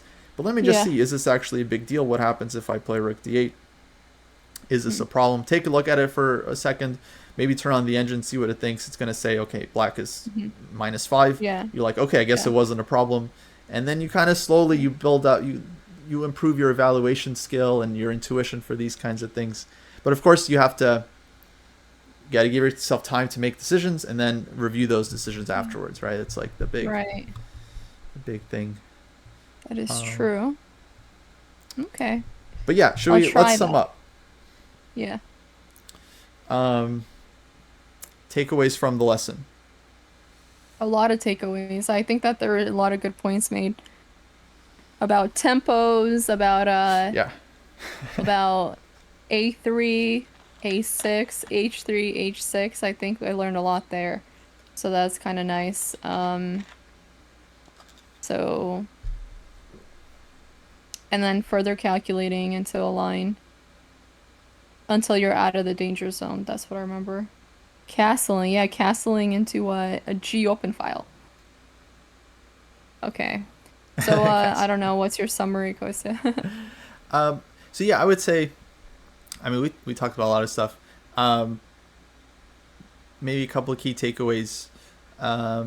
Yeah, number one, there are very few hard and Hmm. fast rules in chess that are just like 100% Hmm. always apply in every position. And so Right, part of the skill of being a good chess player is learning how to weigh different aspects about the position. right. Um, so big one is time, like whether you're spending time on pawn moves or Mm. developing. Another one is material. Is it worth it to spend 3 moves to take a pawn? Maybe it's worth it to like again develop your pieces in that time instead. Hmm. So chess is very difficult because you're always like balancing these different factors. Um, for you, I would say we want to focus a little bit more on development. Maybe we're neglecting development a little bit in this Hmm. like kind of in our calculus. So like focus more on development. Um, really try to have a good reason whenever you play like a pawn move on the side, like an a3 h. Like it has to be like a really like I really need this move. Like this Okay, move is like absolutely critical for me. Otherwise, like maybe you have something more useful you can do in the position. okay. Um, So question time, unless you want to add anything else. Last thing I'll say is like, yeah, you just have to keep up the good work. Like, keep playing games, keep solving puzzles, keep Will going do. through games. That's the big way of improving your chess is just going through the games of strong players and trying to understand their moves. But yeah, let's open it up. I got What are we opening up? for questions from the Oh yeah, chat. yeah, yeah. Somebody asked why are horizontal moves so missed so often. Um, I think there are just certain patterns that are more difficult than others. Backwards moves in particular also like Yeah. famously very tricky to see. Sometimes your opponent is just like staring on one side of the board and then you copy them. And this is an Yeah. OTB thing, and then you miss something on the other side of the board. So you have to be careful. Yeah. In online chess, usually your perspective is kind of better. You can see the whole board at a glance. But yeah, Right. basically it's just like tunnel vision. I think a lot of players they have like a tunnel vision thing where yeah they see the Yeah. opponent's queen and they're like focused on the queen side and they don't realize the queen is like hitting. Mm. Um, but yeah, it's a typical blind spot. It's certainly a Okay. common thing. Got it. Sorry, not somebody Robin asked. All right. Oh, excuse me. How Doc asked how important are endgame studies for Elaynah at this point? Um, yeah, end games super important. I don't know if they mean end Mhm. game studies like end game puzzles or like studying the end because end game studies is like a very specific thing. Um, Yeah. How important are they, I guess, for me at this level? yeah. Um, so basically, long story short, the end game is super important. Mm-hmm. You don't have to spend all your time on it. I think he's asking about studies like end Mm-hmm. game puzzles. So like an end game study is like a specific puzzle where there's like a unique solution. Um, Yeah. those are cool. Actually, Elaynah is maybe just at the level where like those are useful for you. Um, but yeah, they're hard to find. This is gonna be difficult to say without pitching my own course. But they're difficult to find. So I made a Chessable course on like in-game studies 101 and just like collecting like the Ooh. easier ones. Um, so that actually I think it would be appropriate for your level, and I bet you could get it for free if you ask chess.com. I think they'll just give you any Chessable course, so you Oh, could really? yeah Wait, you could what? totally. Really? Can I I think do that's a, chessable courses on stream? Because, like, oh I yeah. was wondering about that. Yeah, it's yeah, the embargo's Okay, done. So I'm gonna talk to them about that then. That would be great because I would love to do chessable courses on stream. And Pred asks, should Elena stick to the Moor or the Open Sicilian? it's a good question. I would suggest for you to play the Open Sicilian, because with the Smith Mora, I think it's good up to a certain level, but like yeah, eventually you start facing people that are well versed against it, and unless you like really love playing it, then one day you might just get tired of being down a pawn, and so at that point you might switch to the Open Sicilian anyways. So you might as well just start playing it now, Okay, and getting that experience.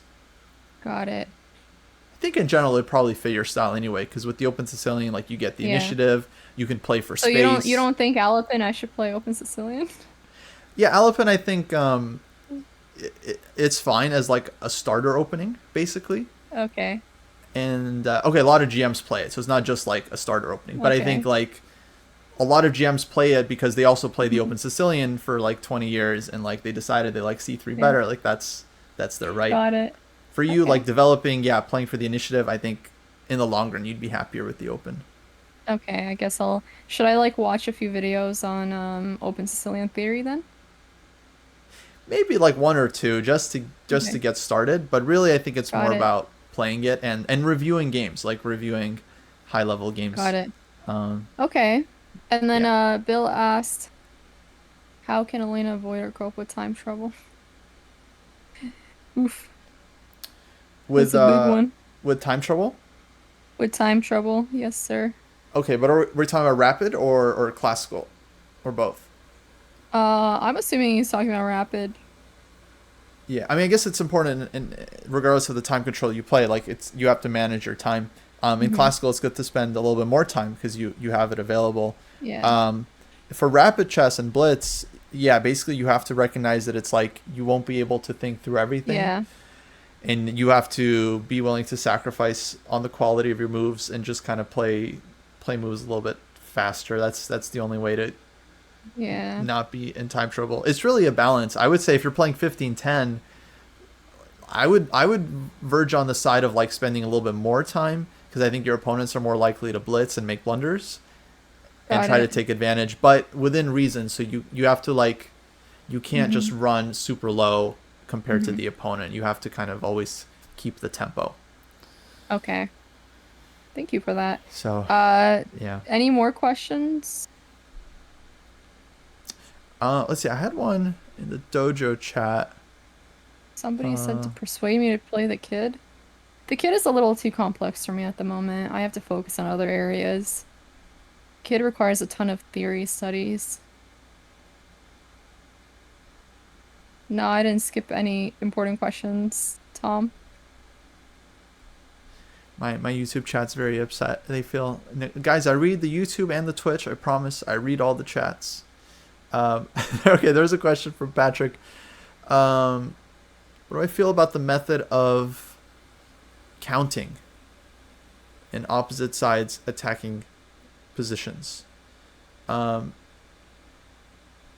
Yeah, I think it's kind of a useful way. It's like a starting point. Like we kind of did it here in the position we still have in the classroom, where it was like I was saying earlier, if we castled, it would have taken white 2 moves to threaten mate, and it only takes black 1 move to defend it. So this gives me the sense that like black has decent defensive chances because it's like, all right, we just need 1 move to neutralize white's play, which is nice. It's not like we need multiple moves to defend against a mate. So I think that's like a useful starting point to just kind of give yourself a sense of what's happening. Okay. What does Kostya think you should focus your study on? What should I focus on? Yeah, for you, I would work a lot on calculation, like this technique of analysis, especially like you got a puzzle, trying to solve the whole puzzle from the Okay. beginning without moving the pieces. Um, Okay. Actually, the more No OTB, arrows? yeah, definitely no arrows. I think they're a big crutch. I see. Especially if you feel like you need them, then for sure it's time to to quit. Got Um, it, yeah. I think the visualization course I was telling you about, yeah. that I've been taking from Chesspool has been helping with that because it forces you to visualize in your head all of it. Yes. So, yeah. So that's great.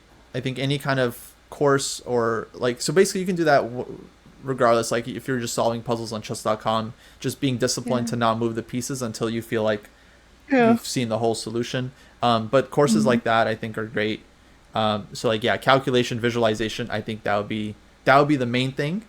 The second Okay. thing I would have you focus on is just like playing through master level games Okay. in your openings. So with like E4 or in the Sicilian or whatever. I think that would be useful. But I would say yeah, those are the 2 main things. Got it. Okay. Thank you. I appreciate the advice. Um, that being said, I think we're gonna close up questions because it is getting late.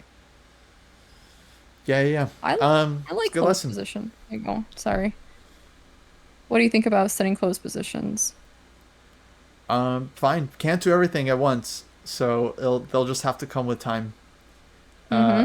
Mm-hmm. Basically, when you should study close positions, is it like at some point in the future you're struggling, you get another Mm-hmm. lesson, and then you look at your games, and then someone tells you like, oh, you're really bad at close positions. You need to you need to study those. So at one point it'll come up, but for now, I think it's okay. Okay. Alrighty. I think we can wrap it up here. Yeah, absolutely. Um, I think we'll probably post the lesson on our like VODs channel for anyone that Yeah. missed it.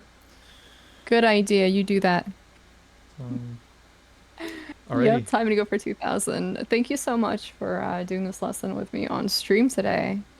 Yeah, I appreciate that. And it was, I absolutely. think, very valuable, not just for me, but multiple people in this chat.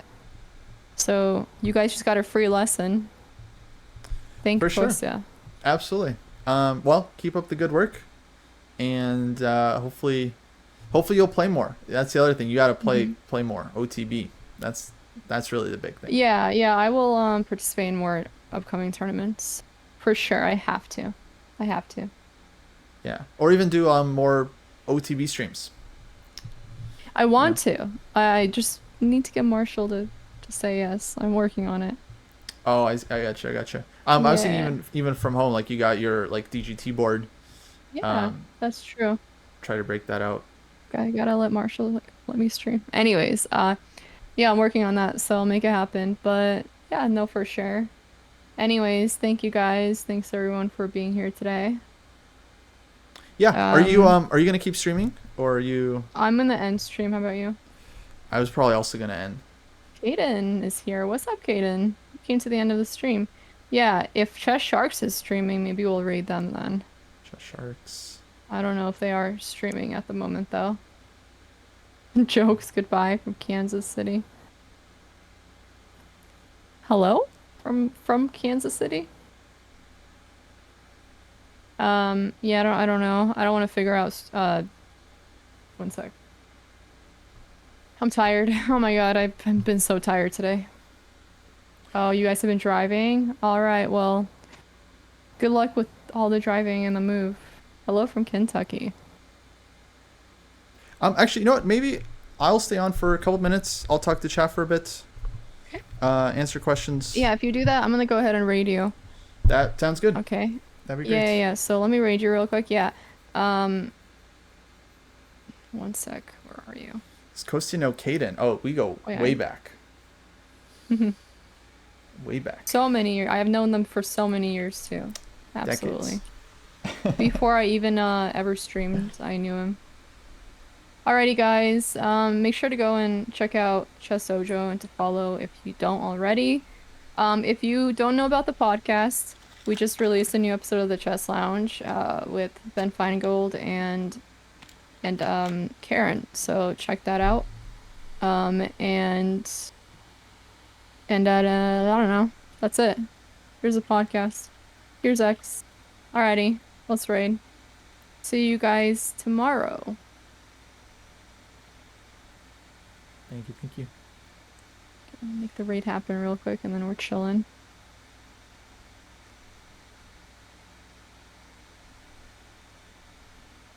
Thank you, Colonel. You too. Have a good one. Everybody else as well. Have a good rest of your night. Sleep well or whatever. Don't if you don't want to, I guess. I don't know. Uh, alrighty. Bye. See ya. Have a good one. You too. Take care. Alrighty. I'm gonna end the Discord call now too.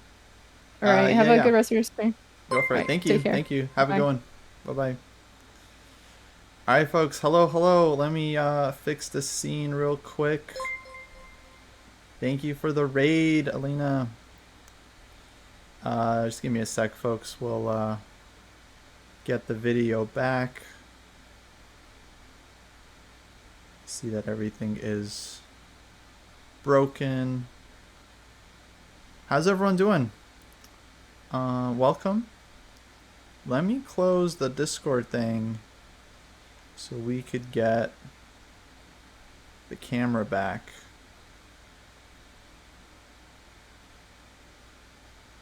Oh wait, this should be another guy. Apologies, folks. Normally the stream is more broken than this. This is actually good. This is us doing well. It still doesn't want to. Camera still doesn't want to work, which is interesting. It's interesting how it's doing that.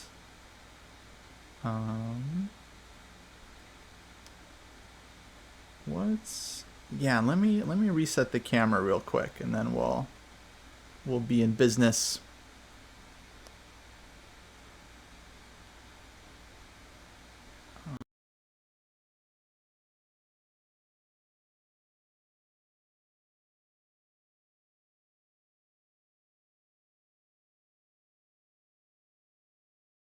Oh, and the mic's going to be a little weird too. How's everyone doing? Thanks for sticking around for the raid. Welcome to Dojo. All right, let's see if we can get the camera back. Discord is very, very finicky.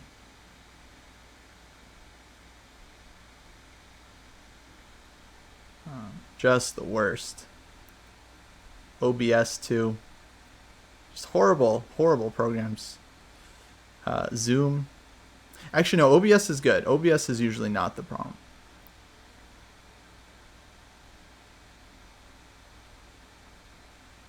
Problem is Windows. Oh no! Oh man, this camera just doesn't. Brutal. It just doesn't want to turn on.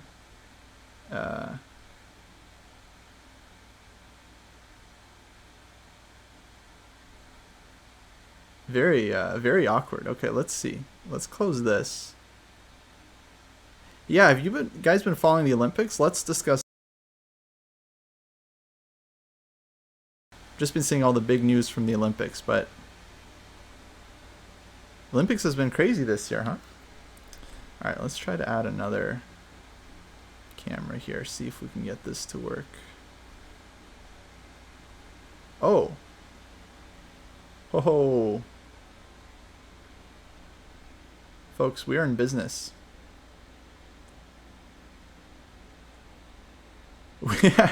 We are in business. All right, we got the camera back. I didn't have anything special planned. I'm just gonna keep talking to chat, maybe answer a couple more questions about people's chess improvement. What do you guys want to ask? Dojo stuff. We've got lots of updates coming from the site, which is very exciting.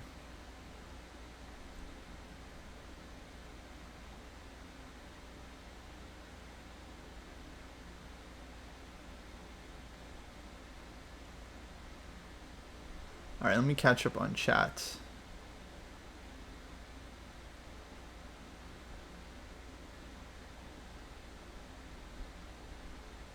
It's actually good. Thank you, Tom. Thank you. Okay, if I missed some question, I apologize, folks. Feel free to resend.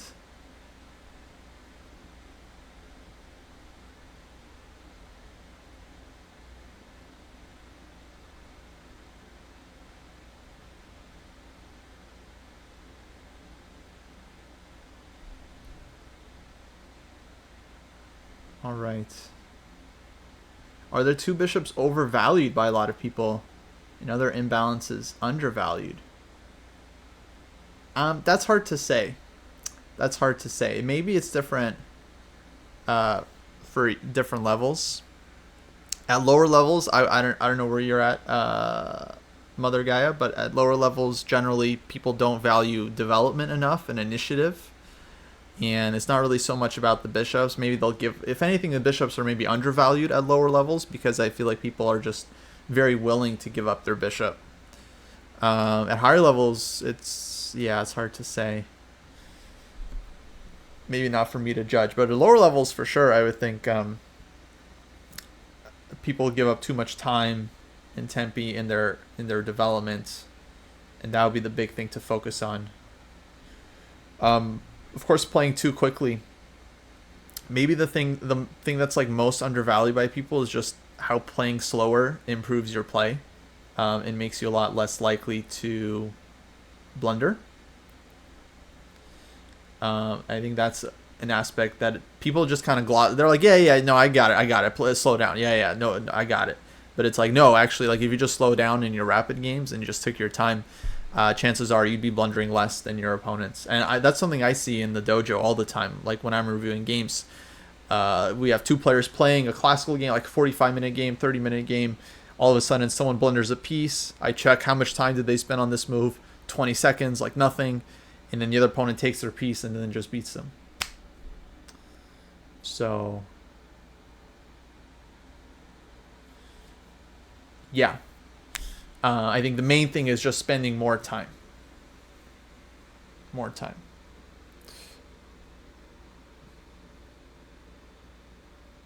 Are the bishops used effectively at lower levels? I don't know. Probably most things aren't used effectively, right, at the lower levels, but I haven't noticed like a huge thing like, oh, everyone's just like going crazy with their bishops. Where I see lower levels like losing the most points is just like pure hanging pieces. Like they just leave something undefended, they put something on a square, it can be attacked, they don't see that they can take their opponent's stuff, they miss simple tactics. This is the biggest thing. And then I would say the other huge leak is king and pawn endgames.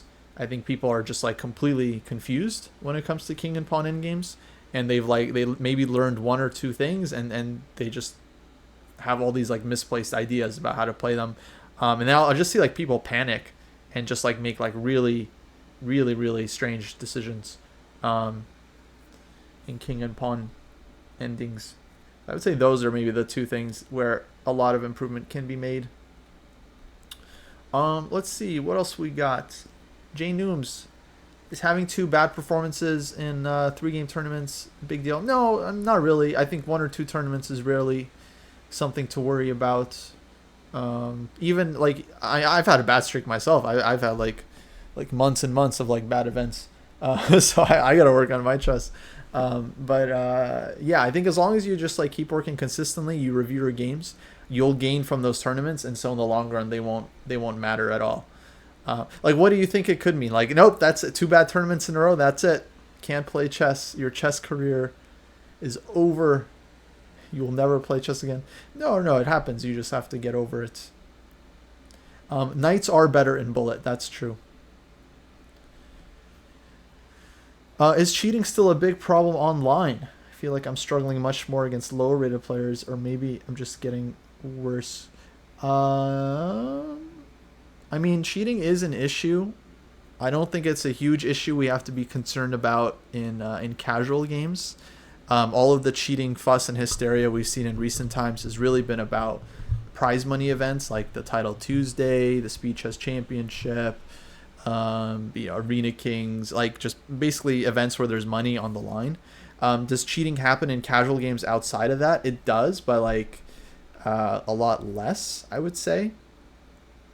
And yeah, I would say it's really not worth worrying about because number one, it's like impossible to know during the game if your opponent is cheating, even if you have like suspicions. If you do have suspicions, it's likely just going to distract you and it's going to prevent you from being able to play your best, because when we think our opponent is invincible, we end up playing really bad. And if we think our opponent is cheating, it's just very hard to like play normally, because you're going to assume that your ideas aren't working and that all of your opponent's ideas are working, and then usually that's not the case, or that's not a good way to play chess. So I definitely haven't seen any kind of rise, but it kind of depends. Like, I've definitely heard people say that if you play longer time controls, like G30 or something, or 10+0 or 15+10, at higher levels, there tends to start to be a little bit more cheating, like above 2100, 2200. A lot of those players apparently are using assistance. But yeah, I don't know where you're at. I think it was Chess Unique that asked the question. So yeah, long story short, if you're struggling against lower rated players, it's probably not a big deal. It's probably just a random thing that happens sometimes. One thing to think about is like our mindset towards lower rated players. We want to take them seriously, and we want to play good chess. We don't want to just assume we're going to win without having to try. You will have to try to beat them, and so that's an important thing to consider. We don't want to not be taking anyone less seriously, if that makes sense. Let me how do I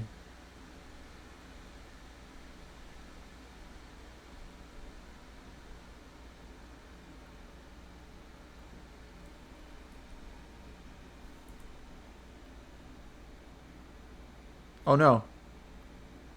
Oh, okay. I almost broke it.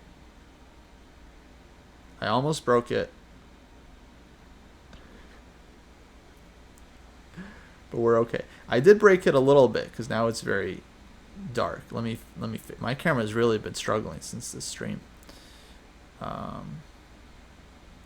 there we go. All right, now it's less broken.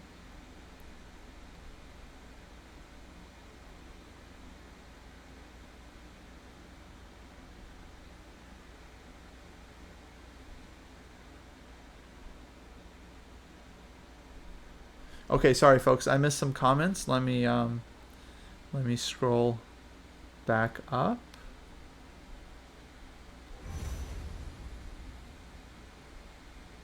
Oh yeah, I should probably update the title now.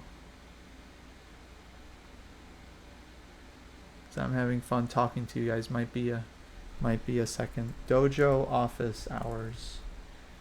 All right, office hours have officially begun. Sensei office hours.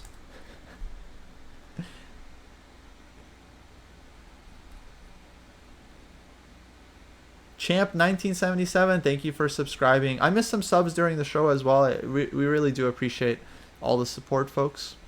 It's how we keep the lights on in the dojo.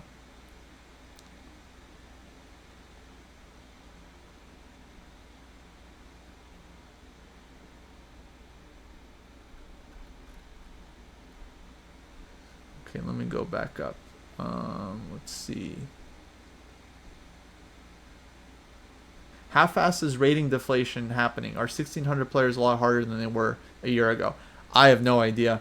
Compared to 20 years ago, 1600s and 1800s and 2000s, I think have gotten stronger. Just the overall level has gone up. It just feels like people know more about the openings, and they've just started like playing better. In the past, you know, people would just play the same opening over and over again, sometimes get like really dubious positions. Now people don't really do that anymore, because you play a bad opening, and then afterwards you check the game with an engine, you see it was bad, you don't really repeat it a second time.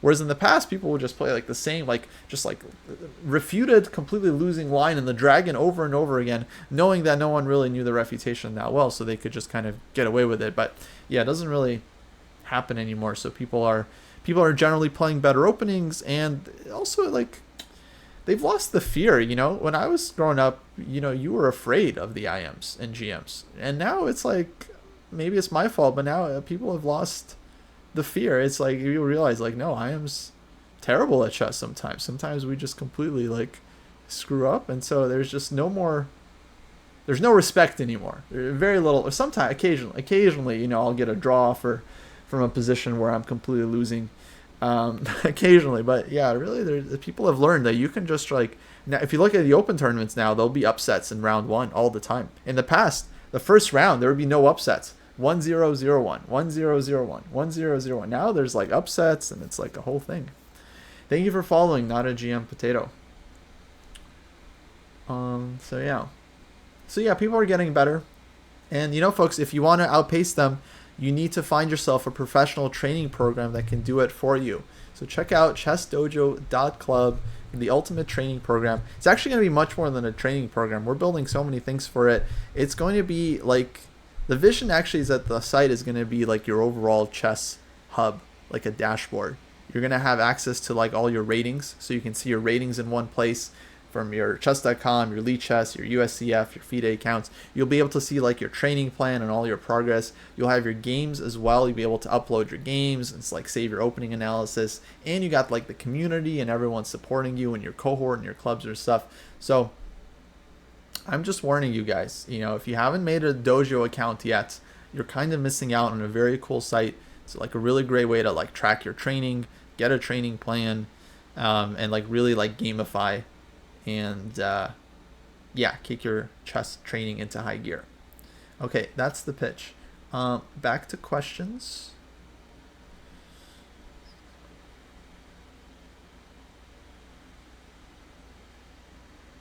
How do you warm up? Yojimo's asking. When I play my first games, I'm always trash, hanging pieces, missing tactics. Yeah, to warm up, generally, the general advice is to do some puzzles, like do a couple runs of Puzzle Rush. It sounds like maybe we're playing a little bit too much Blitz if we're just like hanging pieces and stuff. So less Blitz for sure, maybe would be my suggestion. Like play more rapid, take your time. generally it's hard to like play fast and quick. So you really got to work on your game. Any recommendation against e5? Depends what kind of position you want. You want something, strategic, go for Rui Lopez. You want something sharp or imbalanced, then yeah, you got to look elsewhere. So maybe Scotch or Evans Gambit, something like that. Italian game. But I like the Rui. Rui's good. The engine helps or hinders improvement? Ooh, tough question. Look, guys, if you're using the engine, it can help you in certain cases because it can explain if why a tactic works here or doesn't work in a certain position. But if all we're doing is just turning the engine on after the game and then just tells you oh, you had e5 and you're like, oh wow, I had e5, you're not going to remember any of that stuff later on, and it's not helping you at all because you're not going to retain those ideas. So in that case, it can kind of hinder development because it feels like it's helping you, but then it's not really. If the engine was helpful, truly helpful, then people would be improving all the time.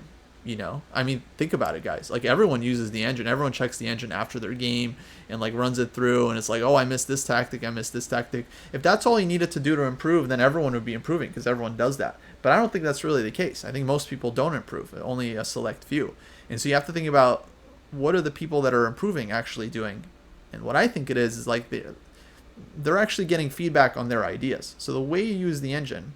And this, by the way, will be in the upcoming Dojo book. We're working on a book at the Dojo. It's very close. We're very close to getting it out. It's about how to analyze your games. I have a chapter in the book about using engines. And one of the big things, it's the engine is most useful as a higher power that gives you feedback to your ideas. That means you have to input your analysis first, your thoughts first. You have to think about the position, work your brain, and then the engine can correct you, and then maybe you can get something out of it. But just turning it on in a random position, seeing what it says, nah. Not that helpful. Not that helpful.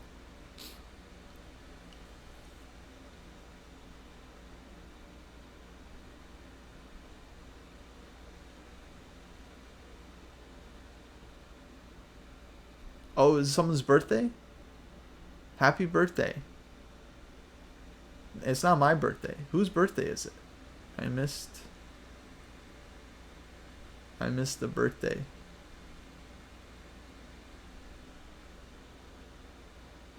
My birthday. Oh, I see what you guys are talking about.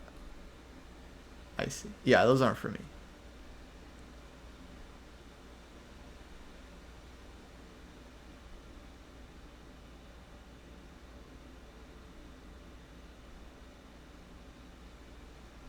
How do you make a smooth transition from 1510 online to OTB classical? Yeah, great question. It's very typical that people struggle from going from online to OTB chess. Because you have to realize, folks, these are two very different things. Online, you're often playing blitz chess. OTB, you're playing classical. So it's two completely different games.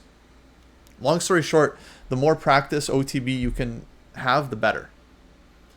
So practice playing OTB, practice solving puzzles OTB, look through games OTB, play OTB.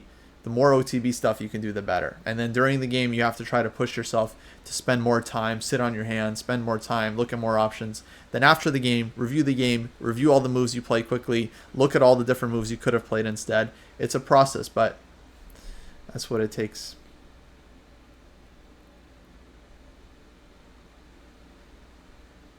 Which chess events am I looking forward to in the coming months? And it can't be Sinkfield Cup. Okay. Let me think. Because I'm not so interested in the Grand Chess. Grand Chess Tours is cool, but it's kind of the same format every year, so it's hard to really be super pumped. This year is interesting because they have a lot of juniors playing, like Prague, Noterbeck, Gukesh. I think Ding Liren is playing as well. I forget who's on the list, but St. Louis Rapid and Blitz is coming up. Sinkfield Cup's coming up. Both lineups are going to be pretty fire. I think St. Louis Rapid and Blitz, Naka and Fabi are playing, so that's always cool. I mean, it's always nice to see Naka play OTB, St. Louis Rapid and Blitz, so it'll be fast paced. I mean, the biggest event I'm looking forward to is the Olympiad. Yeah, hands down. Olympiad is going to be super fun. It's going to be the best event since, the U.S. Senior Championship, which was the best event since the candidates. It's going to be the Olympiad. Because the Olympiad is amazing. It's like, got all the best teams, all the best players. This year is very cool, too, because it's like, you have a super strong team from China, super strong team from India. Uzbekistan is back. France, I think, has a good team. I forgot if MVL is playing. If not, okay, that's a or Alireza. I forgot if Alireza is playing. If not, it's kind of a bummer. England, I think, has like their strongest ever team. So Olympiad is gonna be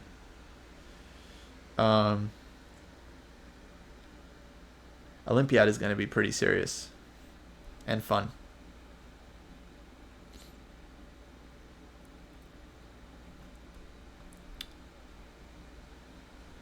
Let's see. Olympiad and then okay, World Championship. World Championship match should be cool. I hate losing so much that I've stopped playing. I'm also on a 15-ish game winning streak from a few months ago. Any advice? Oof. I don't know what to tell you. If your winning streak is from a few months ago, it's over. Your streak is done. Your streak is done. Forget about it. Look, I would advise you to do things that you enjoy. So if you're playing chess, it should be not because you love winning so much, but because you enjoy playing chess. I think that's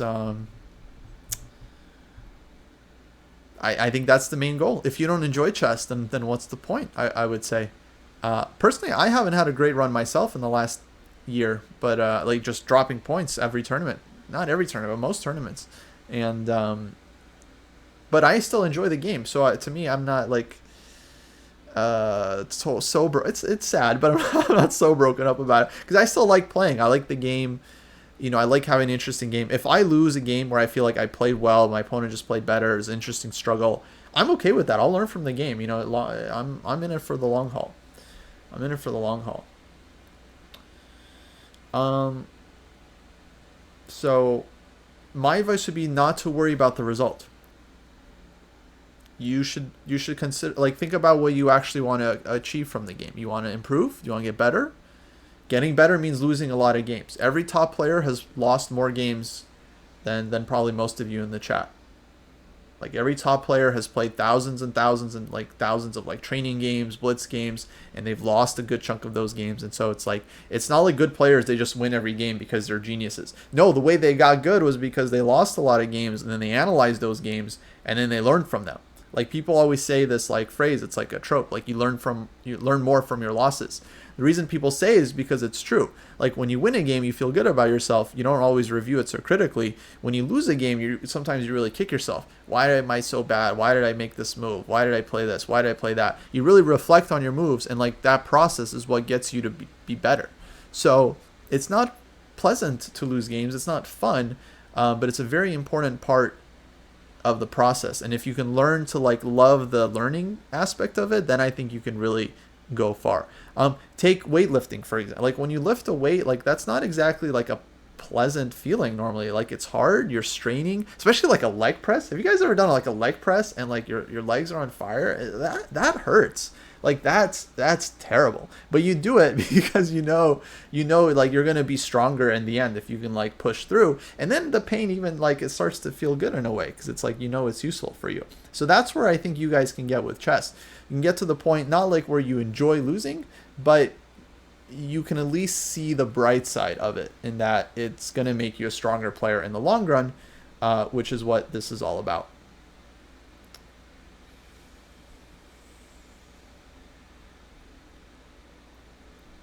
Okay, should I copy paste my unanswered rant on girls wearing inappropriate clothes, or did you ignore that on purpose? I ignored it on purpose. I see you posted it anyway. Look, I don't know. I'm not in Hungary. I don't know what it's like. In general, I just try to keep to myself when I'm at a tournament. I just try not to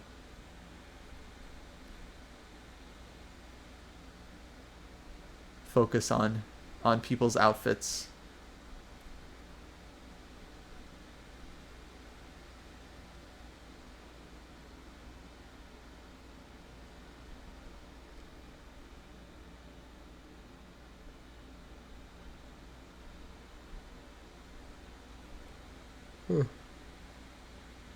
Hans recently beat MVL in the Speed Chess Championship by a game. Is it pretty well established at this point in titled circles that he's playing clean at this point? I have no idea. I really don't. That's a funny question. I would say nothing is established about Hans. I don't know what anyone thinks at this point. He's kind of an enigma. But it's interesting. I mean, if he wins his match against So, then he's gonna play Magnus presumably in the next round. So who knows what that's gonna be like. I don't feel like he's gonna get through Wesley So. I mean, Wesley is good. Wesley is good.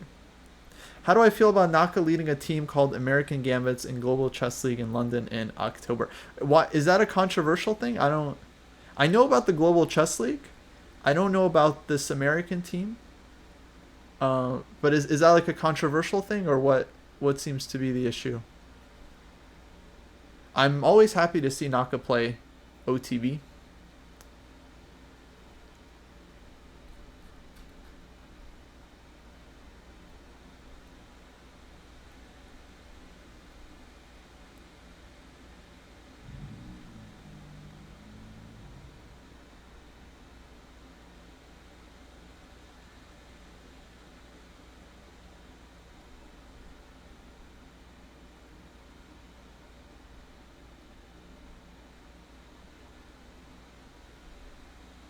I did see that Hans lost to Ding. I'm very happy for Ding. I don't know how he did in the fourth game. I saw he was 3-0 in the FIDE World Rapid Team Championship thing.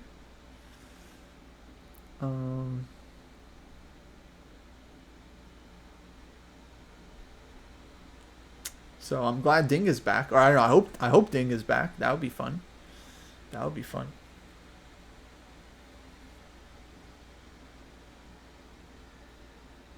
Yeah, I would say if the goal is to improve, which I think for many of us it is, then yeah, I would say like just being willing to play lots of games, win or lose, learn from those games. Like that's how you kind of do it.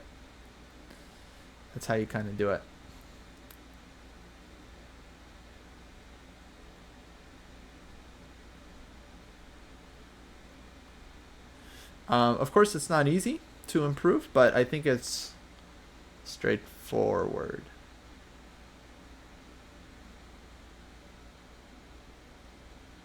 Yeah, Pravid. Yeah, because I mean, I don't know. I don't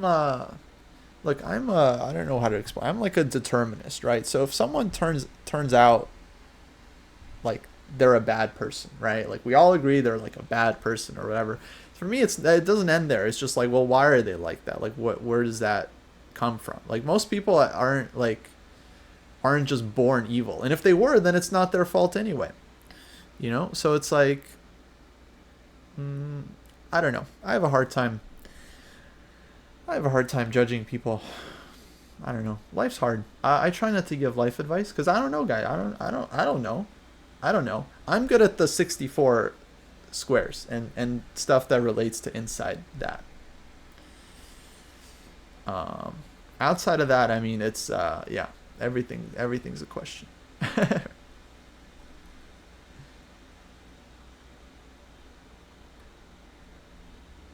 think, yeah, no one becomes who they are without lots and lots of help and influence from the outside world.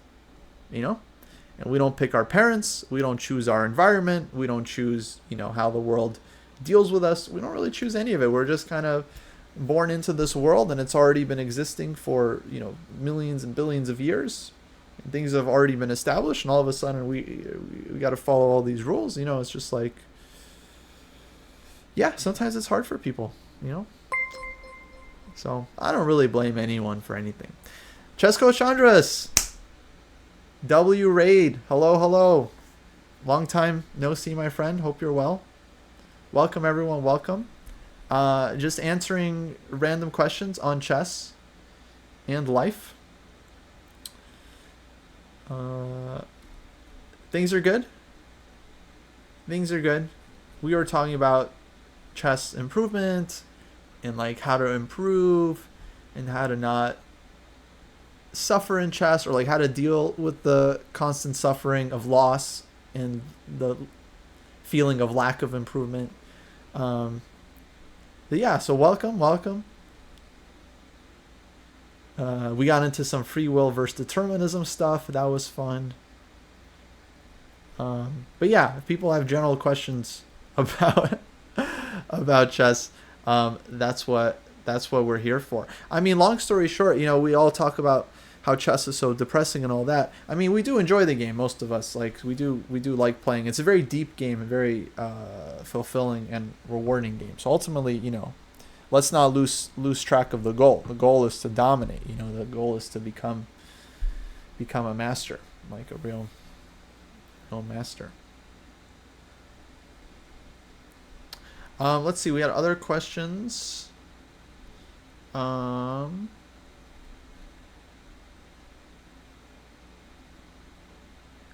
Apologize if I missed one.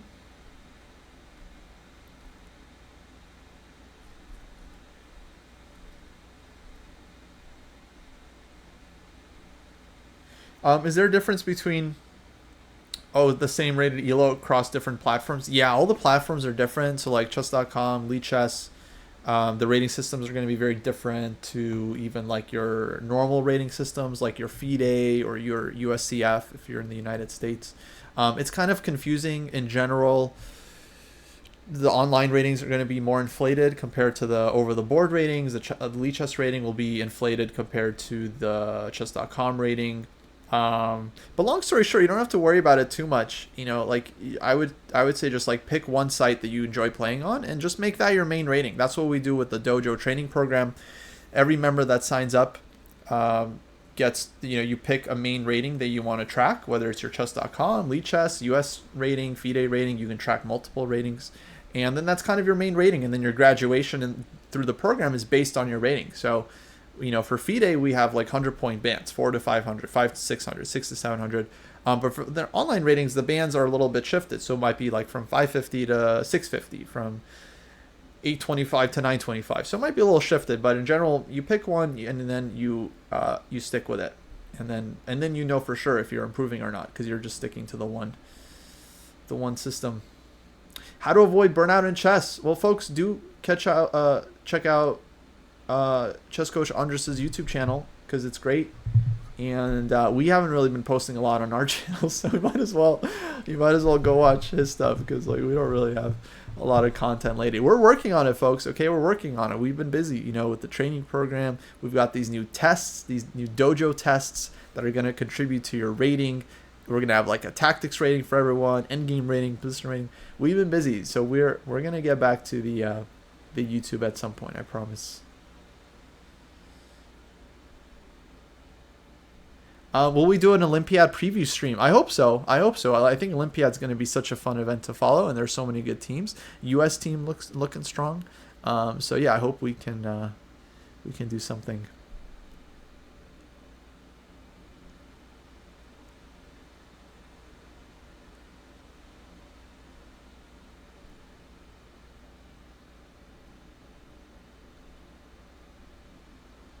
Oh yeah, let's VIP pray Viduas, and then you can share the link.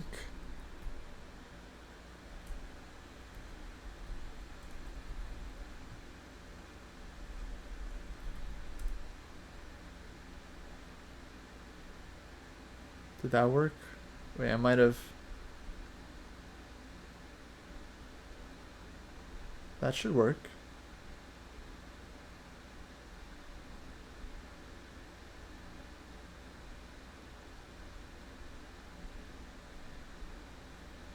For the average FIDE rated players, is there a disparity between countries with regards to skill versus FIDE?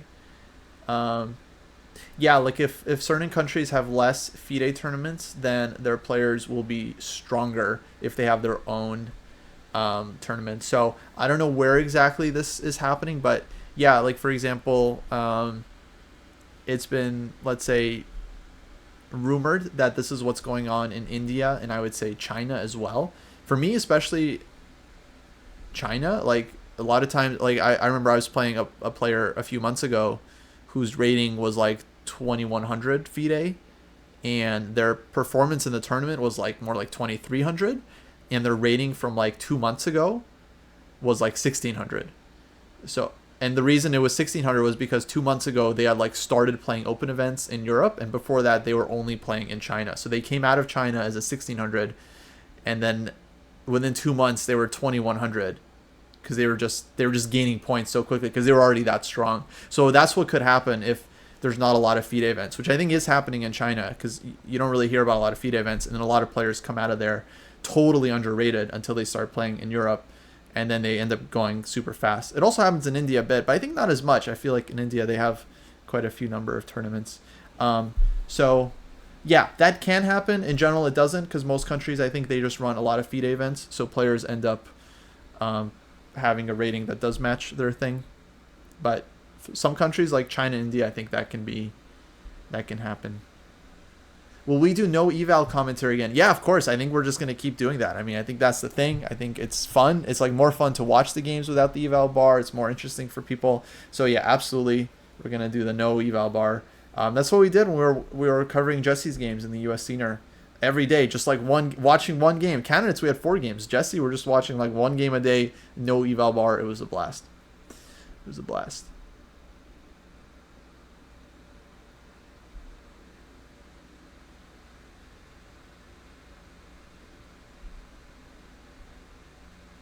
Oh, sorry, Pravit. I don't know. I thought I VIP'd you. I don't know what happened. I thought it was correct.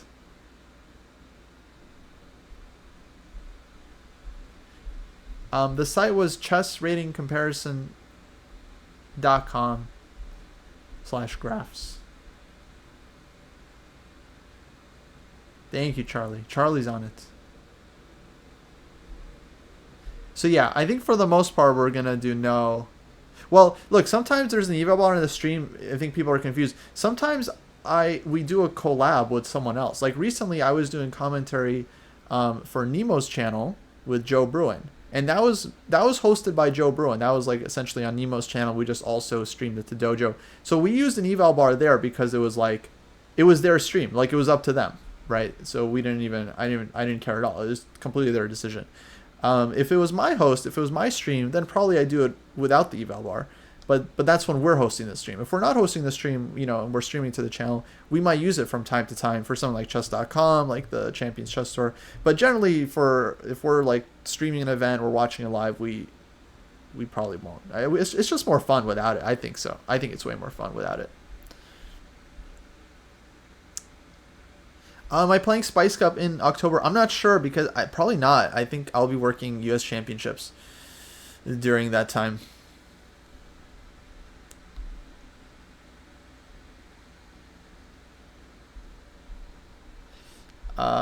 Let's see. You guys had good questions. There was one. Will from Evil Fabiano Caruana. Welcome. Will we ever do a recap on Ding vs Caruana 2020 candidates? Great game. I think I know the game you're talking about too. That's like Ding won that game, right? With White in the Slav. Caruana had like fantastic prep. I think I know the game you're talking about. Amazing game. Or Capablanca versus Marshall, the OG Marshall attack. Also, amazing game. Yeah, maybe. We have a few historical game recaps. David and Jesse have done, I think, most of them. Capablanca versus Marshall might be on that list at some point. In the program, we have a bunch of games to memorize. 1 game per cohort, where we think like this is like one of the best games. You should learn this one through and through. So we're doing videos on each of those games. The 2 games you mentioned, Ding Caruana, Capablanca Marshall, also good games. I don't know if we'll get to them sometime soon. There's just like so much content like we want to do. It's like ridiculous. Like how many amazing games, how many like lessons and like stories we can still like talk about. There's a lot of stuff on our list, and we're just kind of like slowly.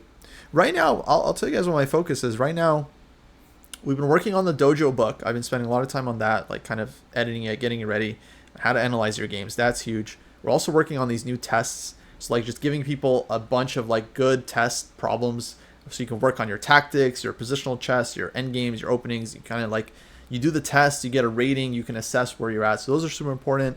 I'm also working on like updating my King's Indian course. I'm working on an E4 course, like playing one E4. So we got a lot of stuff on the plate right now. But the good news is like I'm in particular very motivated on like getting it out, just getting the content out so people can learn and start improving. Continue improving. You guys have definitely already started. So that's the goal. That's the goal.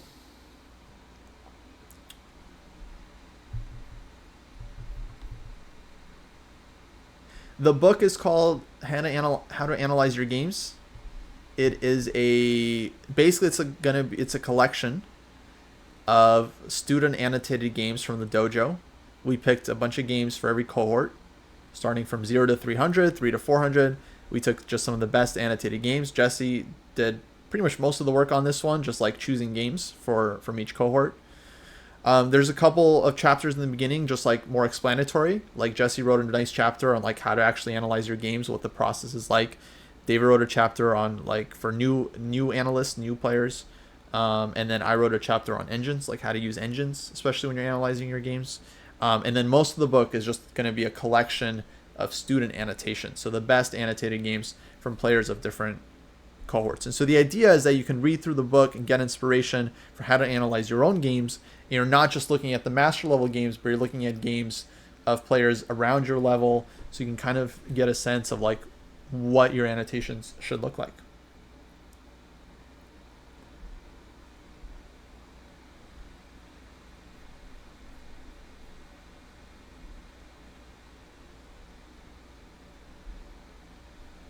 We are on the way. Yeah, it's one of our biggest priorities right now. So we're hoping to get that out very, very soon.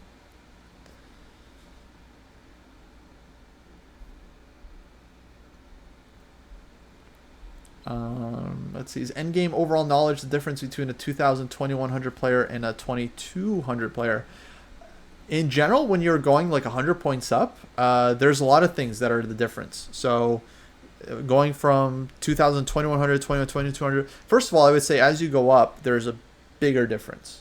So it's easier to get from 100 to 200 than it is from 2,000 to 2100. And it's a little bit counterintuitive, because from 100 to 200, you're like doubling your strength, but it's not really how it works as far as I understand it. Look, guys, I'm not a math person, okay? So just don't judge me. But basically, as you go up, it's harder to continue gaining points. It just gets harder and harder. But that said, generally to go up like 100 points, you got to kind of improve all aspects of your game. Sometimes if you have like a really serious weakness, like you're terrible at endgames or you're terrible at openings, then maybe just improving that one part of your game can be worth a bunch of points. But in general, you have to work on everything and you have to improve everything. I mean, the biggest things are going to be what? Calculation, being able to calculate further, being able to visualize deeper, more accurately, faster, seeing more ideas. So improving your calculation. And then strategy-wise, like knowing more ideas, being familiar with different plans and themes, things like that. And then you also have your knowledge, which is important, like your opening and your endgame knowledge. So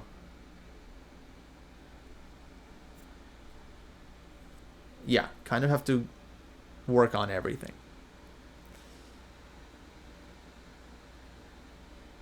Rating increases logarithmically with strength. Oh, okay, that's a smart way of explaining that. See, I kind of understood it intuitively, but I didn't have the full understanding.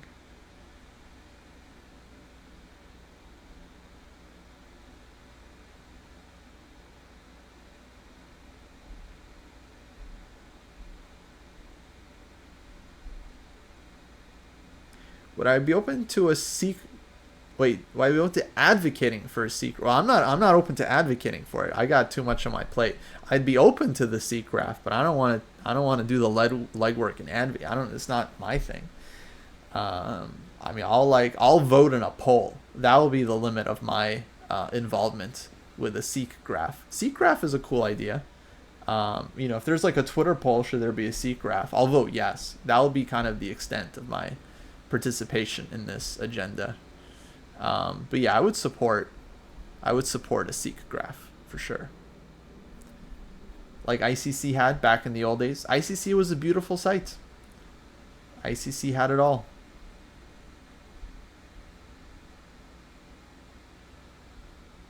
Okay, if all it takes is just on the stream, then yeah. Okay, I officially advocate for the Seek graph. Consider me officially an advocate, an official advocate. I stan the Seek graph.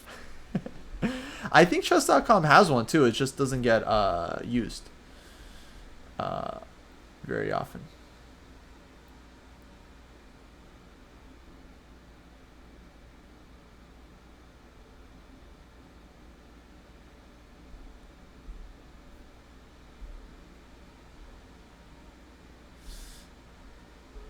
Cool. Okay, folks, more chess questions. In general, like here's our thing at the dojo. Because we had a couple of raids, not everyone's familiar. Like we're just trying to build the best possible training program, and I'm happy to show you guys the site if anyone hasn't seen it. We're trying to build the best possible training program. Not just that, we're also kind of building like your overall chess dashboard, where like you go to Dojo for all of your chess related needs. Like you'll be able again to see your ratings there. You'll be able to annotate your games. You'll be able to build your repertoire. You'll be able to track your training.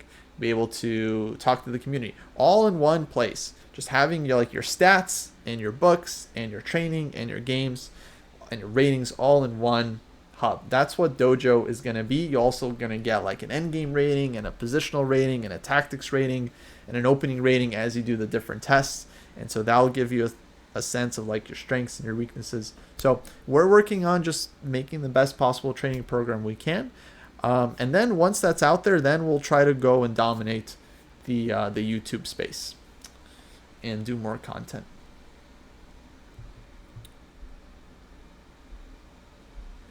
Education chess base super plus. I'm thinking that's a good way to. I'm thinking bigger. Just like it's just gonna be like your chess hub. Like you're a chess player, you need a Dojo account, right? Because that's where you see just like all your stats, all your ratings. Where else would you see that all in one place? Like you go to chess.com, you see your chess.com stats. You go to Lichess, you see your Lichess stats. What about your USCF stats, your FIDE stats? What about the stats of like your games, right? You have a bunch of OTB games. Like, okay, aimchess.com can give you stats for like your chess.com and Lichess games. But what about your OTB games? Like, what about getting stats for those?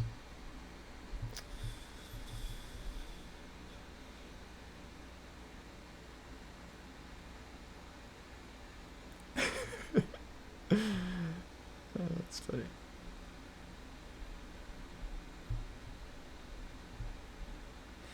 What's my favorite thing about chess? For me, chess is very, very, very deep. Like it's a very deep and satisfying games. And sometimes like, you go through a game and it's like this amazing game, all these like cool ideas, and then maybe 3 years later you look at the same game and you realize like, oh, it's so much more. This game was so much deeper than I thought it was. There was like so much more going on under the surface when I first looked at this game. So for me, chess is just like very, very satisfying. A lot under the surface.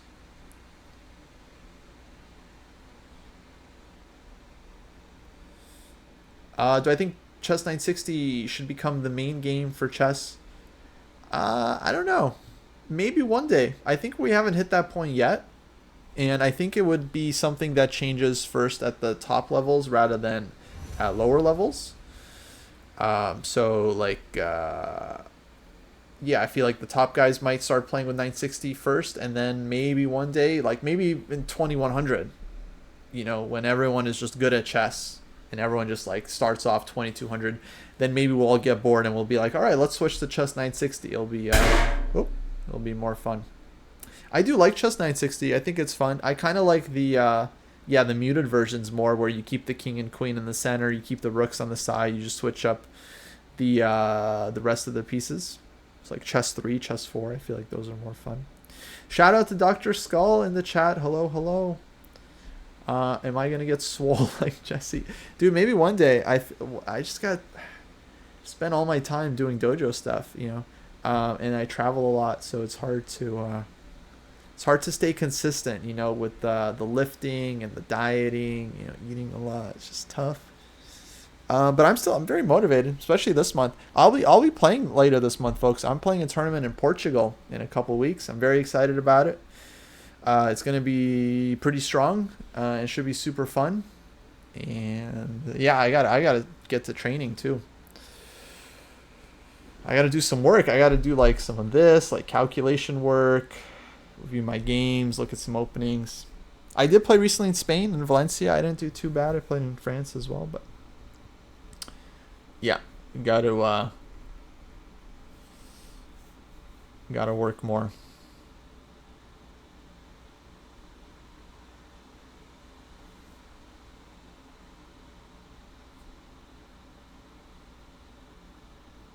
The tournament will be called Maya Chess Festival.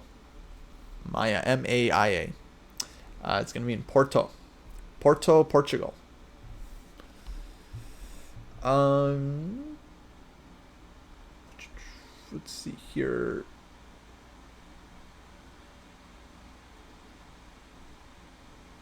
I think I'm bipolar with chess. I love it and then I hate it. So I go through that. Not as much. I mean, everyone has periods when it's like you kind of sick of chess, but what that suggests to me when people are like, "Oh, I hate chess," is like they're getting tilted because like you're putting a lot of like pressure on the result, and then it's like when you're not like you really like want to win and you're like expecting to win your game, and then when you don't, it's like such a shock, right? It's just like ugh. And then we feel like we let ourselves down, like we don't play as well as we think we should, and we're blundering too much. What I would say to that is just like give yourself a break, especially because I know a lot of lower rated players do this with no reference point. Like if you haven't been playing chess for very long, you shouldn't be good. Most people aren't good. Whatever that means to you, whatever good means, like most people aren't good for until they've been playing for like many years.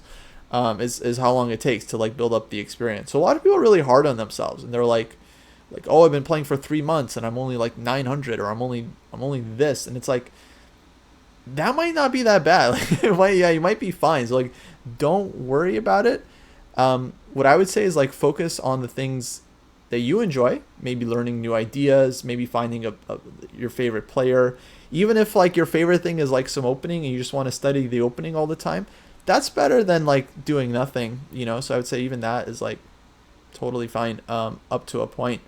It's always a balance of how much we enjoy chess and how much we want to focus on improvement. Obviously, the sweet spot is when we're doing something that's both fun and improving. And maybe it's just a matter of trying different things until you find something. Like there's different books out there. Some books may not connect with you, but others will. Some courses may not be your thing, but then others will be super fun and cool. And maybe some random course is not the thing that like a high level chess coach would suggest for you right now. But if it's the thing that like gets you motivated and then it gets you to study other stuff, then why not? So you got to find that gateway course or book, right? It's very important. Find that gateway course or book that gets you to study more chess.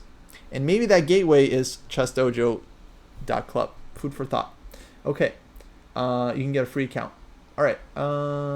Let's see. What else we got? Miles, I think, is asking about winning positions. It's not easy. Work on your calculation. Work on your patience. Work on spotting, looking for the opponent's ideas. A lot of times if we struggle winning positions, it's because we're missing the opponent's ideas. We're too focused on what we're trying to do. We need to be thinking more prophylactically, not giving the opponent any chances, not giving them counterplay. Try to understand what's the idea behind the opponent's last move. Try to understand if it's an actual threat, and if it is, nip it in the bud. And also work on your calculation and endgame technique and middle games and overall chess psychology, and look for the opponent's ideas. Okay. Serious question. Would it be a good use of time to go through hundreds of master games at a fast pace, maybe 3 minutes each? I think that's too fast. If you're going to go through a game, I think try to get something out of it. I suggest to try to try to take 3 ideas away from each game. So like if you go through a game, after the game you should be able to think of like 3 moments or moves that were interesting. Maybe that takes 15 minutes at least. But yeah, I think going too fast, you probably don't retain that much. So you got to reflect with the game and you got to engage with the game. That's my thinking here.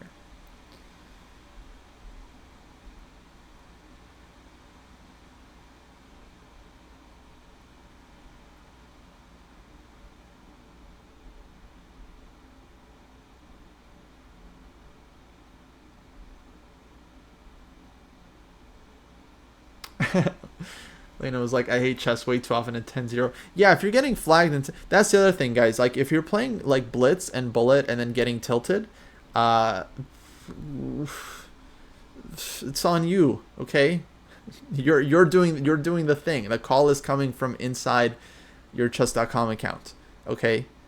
Blitz and Bullet are very fast, and it's like you get your blood up, and you're like trying to, and you like hate your opponent, and like screw this guy. It's like, and then your opponents, they like play terrible openings. They go like a5, rook a6, and they still beat you, and you're like yeah. So like just slow it down. Just play some slower chess. That's fine. There's nothing wrong with that. Just like take a break. The best way to get over tilt is to take a break. Yeah, I think it's the only way. Honestly, just take a deep breath. Or maybe not. Maybe actually the opposite is true. Maybe the best way to get over tilt is just by trying really hard for the next game. Just like next time you feel tilted, just start trying really hard. Then you'll win for sure. No problem.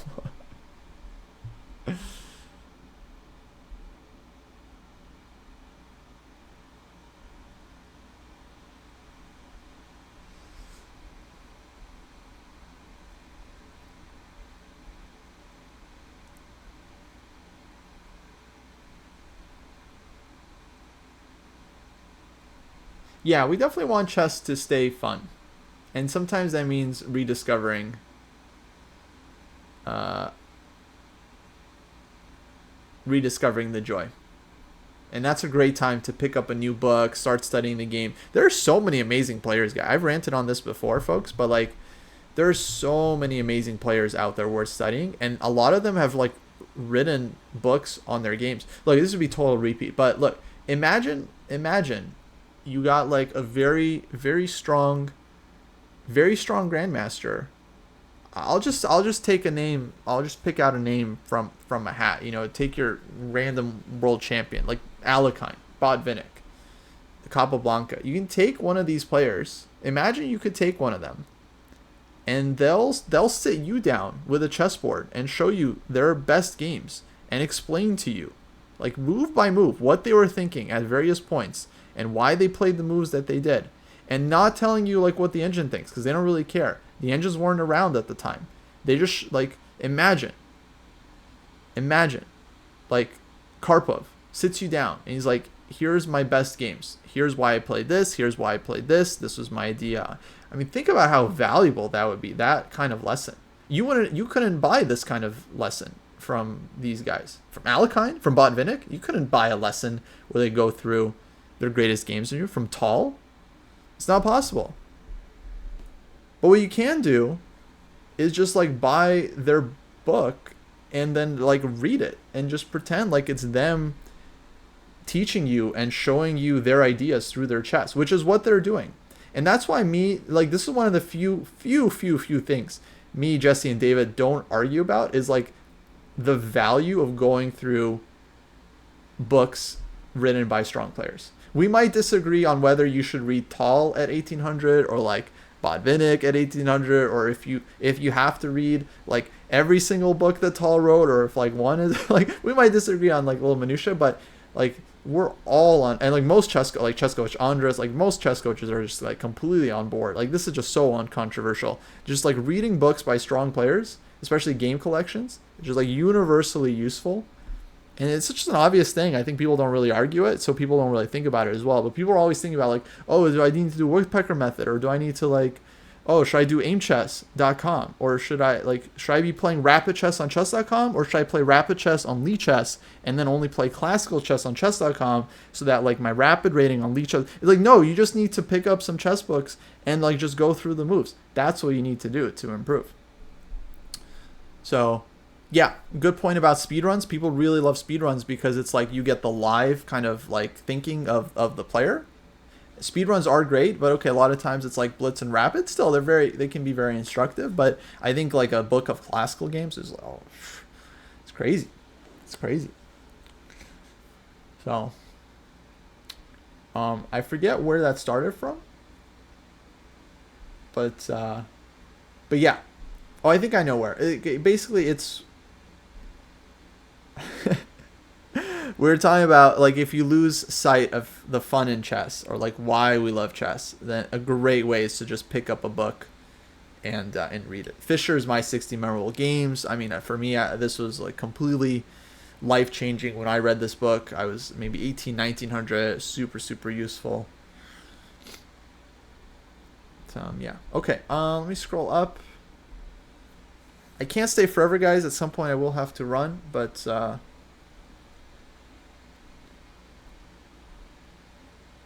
yeah. Let me see here.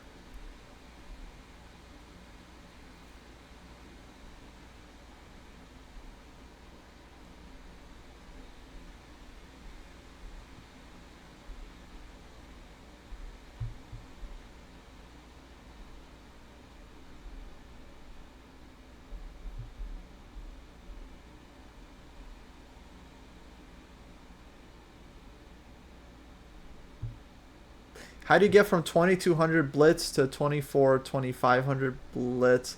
I don't know if I have any specific advice for this like exact range. In general, how do you get better at blitz? You have to play a lot, so you get a lot of experience and you get a lot more knowledge like about the openings and like structures that you play, so you can like play quick moves and like that are good and fast and so on. But I mean, the big thing is going to be like, I would say tactics. Tactics and end games. Really got to work on everything, of course, but like tactics, calculation, being able to calculate quickly, end games, knowing your end games, playing end games well, having good end game instincts, having good middle game instincts. I would say like it's good to kind of be consistent with your opening repertoire. A lot of like the best blitz players in the world, they actually have like a very like compact blitz repertoire that they just always play, and then they mix it up. But then if they mix it up, then they stick to that for a time. So you'll see guys like just playing C3 Sicilian like 10,000 games, or just playing like a certain opening 5,000 games, and then okay, maybe they get bored, they move on. But being like really consistent with the opening so that you get a lot of reps in it and you feel like you have a lot of experience. But then you got to review your games, and so it's really nothing too different, I would say, from just improving your chess in general. And of course, there's no like easy. Oh, just do this and you'll gain 100 points. No, you got to work on your game. You got to improve your ability to calculate, be able to calculate faster, stronger, harder, and better, in that order.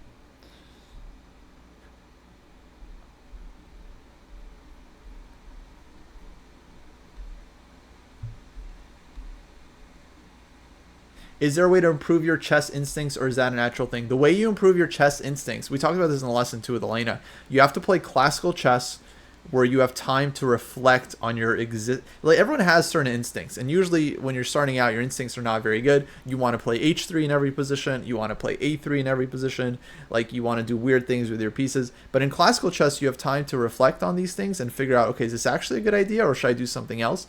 And then this process of where you're like fighting with yourself and analyzing and trying to figure stuff out, this is where like your instincts get improved, because you learn new ideas, and you might see, oh yeah, I can sack a pawn here. I remember seeing like this idea in some other position. Maybe I can try it here. In a blitz game, it would never come to you. In a classical game, it's like you have time to think it through, and like stuff will float up to the top of your head that wasn't super apparent in the first place.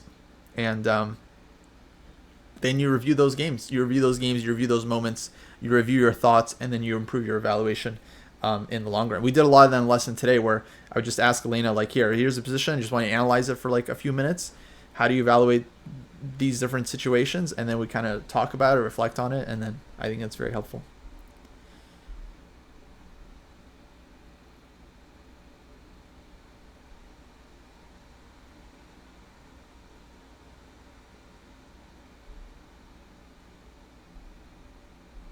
How many hours per week was I working when I jumped to FM? A lot, a lot. I remember I was like from 22 to 2300. I was doing.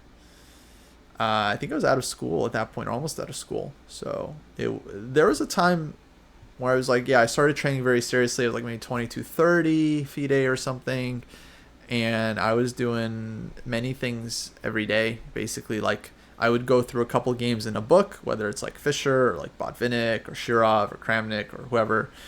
And then I would do like some Dvoretsky and like solve some puzzles. Then maybe I'd like play like some Blitz and like solve a bunch of puzzles online.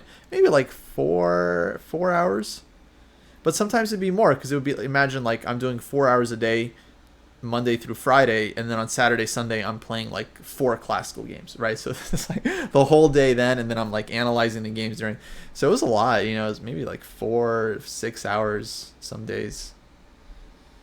But I think the important thing is to be consistent. It's not, you can't just do 4 hours one day and then like 0 hours for the next 3 months. So you got to be like a lot.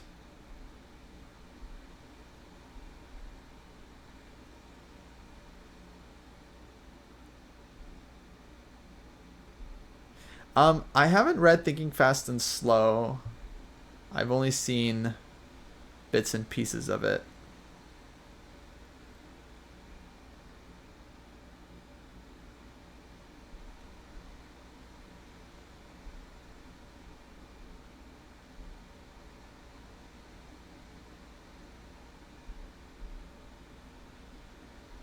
Yeah, a big part of it is just having the time. Someone asking about time zones. Yeah, I mean it's kind of a chicken and the egg thing. You know, we have a few members that are on the eastern side of the world that have a hard time with time zones, but I feel like at a certain point there'll be enough of them that we should have our own, like, you know, East Asia kind of circuit where there's enough people there.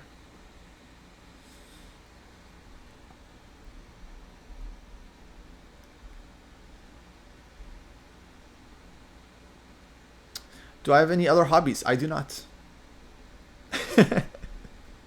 uh, Chess isn't a hobby for me, you know. Uh, so I have hobbies, but they're not like chess. Chess is.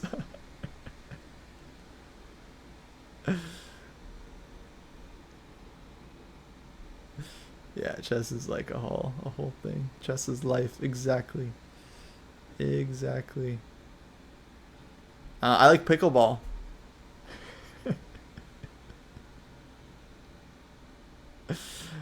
Uh, you know. But yeah, I don't do much. When I'm not doing chess, I'm literally outside on a walk listening to a podcast, most likely. Are podcasts a hobby? Does that count?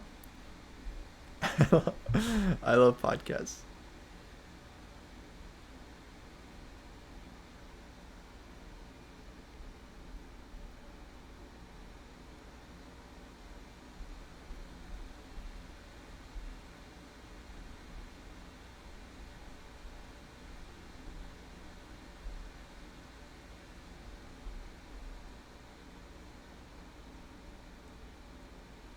Why is there no option for Lichess Rapid on the Dojo site? Mainly because we're focused on classical chess, and in general, we believe that if you want to improve your rapid or your blitz chess, it kind of starts with improving your classical game. So before you can do something fast, you got to be able to do it slow. And actually, this book that was mentioned, Thinking Fast and Slow, I think Jesse has a lot of his, definitely takes a lot of points from it. But um, yeah, in general, classical chess is where you're going to develop the slow thinking muscles, as best as I can explain it. And then that'll help you throughout your chess time controls. So that'll help in blitz, that'll help in rapid. And so we feel like you should focus on one of the classical time controls. We might change it in the future where you can focus on a different one, but for now we're trying to set people on the right path, because we don't think rapid is the best way to really improve your game in the long run.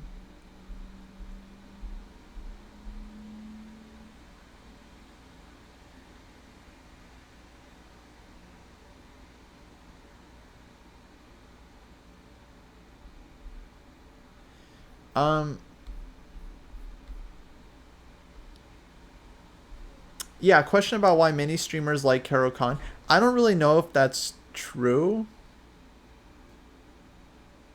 So I can just speak about the Caro-Kann in general terms. Like it's kind of a simple opening, and it's good. It's like solid. Like it's like the French, where there's not a lot of ways to get checkmated in the opening. So it's kind of like a good opening for like beginners too. Um, but you don't have to deal with the bishop on c8.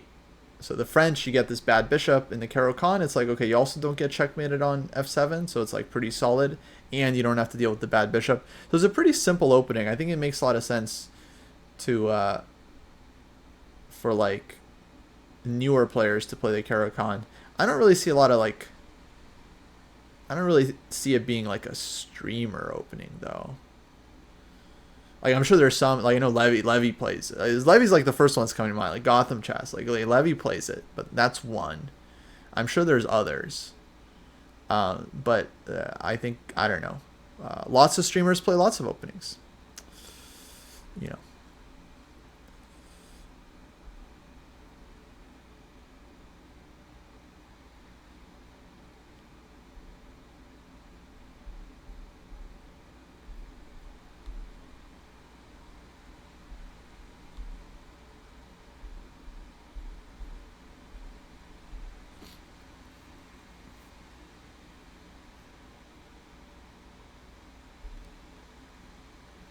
How do you trick yourself into doing more puzzles from a book? I don't know. I don't know. I don't know. How do you trick yourself? How do you build up any habit, right? You got to make it rewarding. You know, if you, let's say you tracked your book via the Dojo training program, then you get like a little boost every time you get a little further along. I mean, honestly, you just have to accept deep down it's like that's what's stopping you from improving, right? It's just like doing the work, and so you gotta enjoy the work. Okay, that's the Huberman mindset, right? You gotta enjoy the effort. You gotta learn to enjoy the effort. You gotta realize that the effort is what's making you better, and you gotta learn to take enjoyment from that. So at first it might be a little hard, but if you just keep reminding yourself like, oh, the effort is the reward, and the effort is what gets you to improve, then I think that can help. Honest opinion, would I recommend going through New York 1924 or going through top level games from 2024 recapped by grandmasters in YouTube videos? Depends on who's asking, you know. For most people, if their goal is improvement, then I would suggest going through New York 1924. But if it's like a grandmaster already, then maybe they don't need that book, and then maybe it's more useful for them to do like watch the recent games.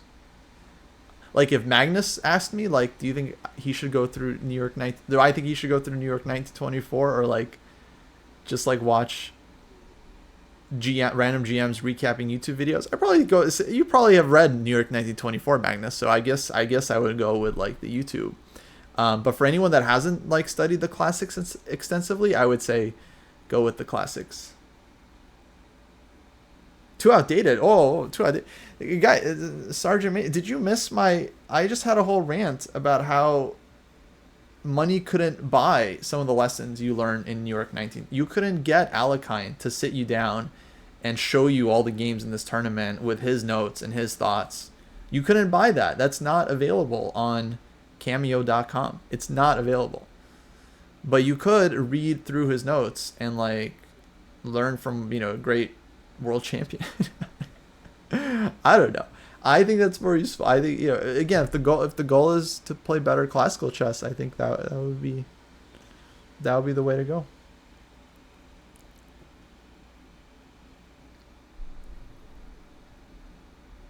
Yeah, Alekhine is great.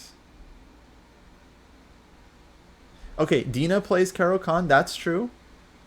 And I guess Alex Banzia as well. I'll take your guys' word for it that he plays Caro-Kann. Okay, so that's three. That's three. I think I can name more streamers that don't play it. Gary plays Caro-Kann too. That doesn't count because Gary plays lots of stuff. He also plays e4, e5, and Sicilian. So he's not like exclusively Caro-Kann player.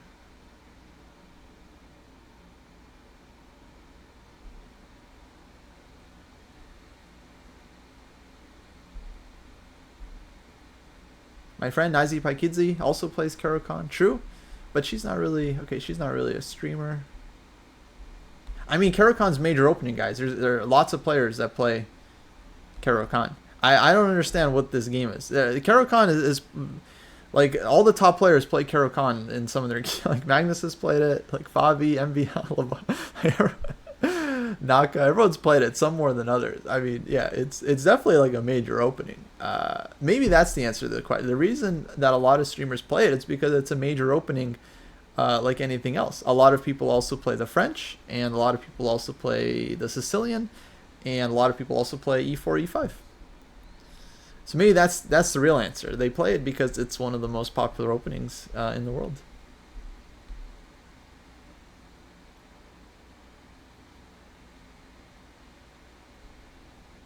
Yeah, no, Caro-Kann is like a very normal opening.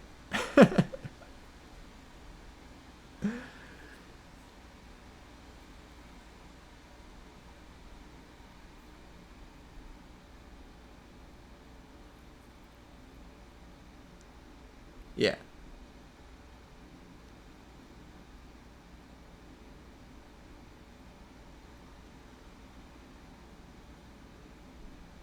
Yeah, there is some impact. I think that's kind of a new thing. I would say if someone plays the Caro-Kann, it's not necessarily because they saw a Levy video on it. That's so funny. I think humans like make connections often just because that's what we do. But yeah, I remember someone was like, I remember someone was complaining in the Discord. They're like, oh, like there must be like some new video out because like I like 3 people have like played this like gambit against me. It's like, no, maybe it's just like a random, like sometimes things happen. They're like, oh, there must be some new video out because like like no, you saw the same gambit in like 2 games. Like it happens.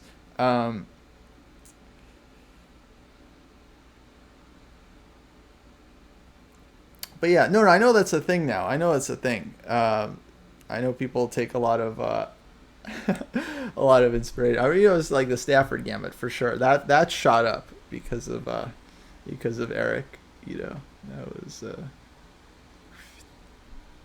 Firouzja. Yeah, Firouzja is a big Caro-Kann guy. That's true. Artemiev.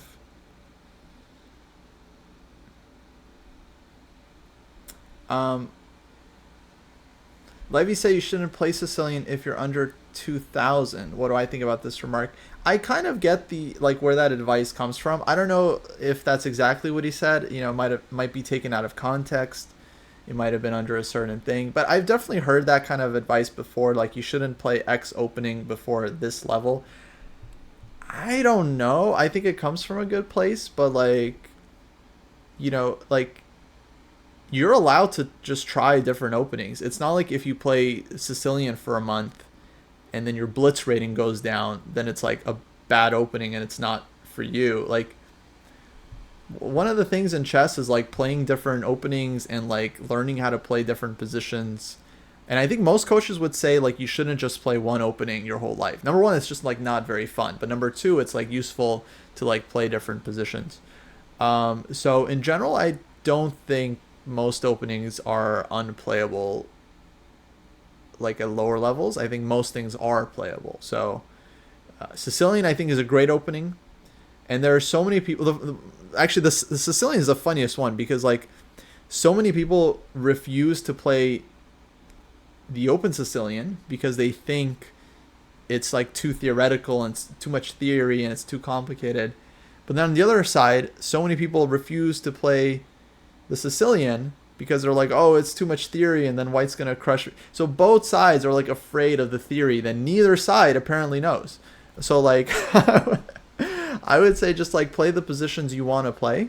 Um, the Sicilian leads to some like very combative and like I think dynamic lines. Should you play the Sicilian as your first opening, like before you've learned what en passant is? Maybe not. Maybe you're not going to get like the best results. But is it going to like stunt your chess or something? No, I don't think so. I think in general the more important thing is just like switching around, like not playing one opening. That's the only way things could become a problem. If you did somehow discover a bad opening and then you just like play that, the only way it would be an issue is if you only play that opening and you never switched. One opening I don't suggest for lower level players is the French. I don't love the French. I used to play it. I played it until I was like 2200. I honestly wish I played something else. The French I don't love because you get into these closed positions and then you don't have to, you don't learn how to like deal with an attack on your king, because usually like you're very solid and it's very blocked up, and then you just don't have to deal with open positions, and so that's a problem. That's a problem. Like they say, like when uh,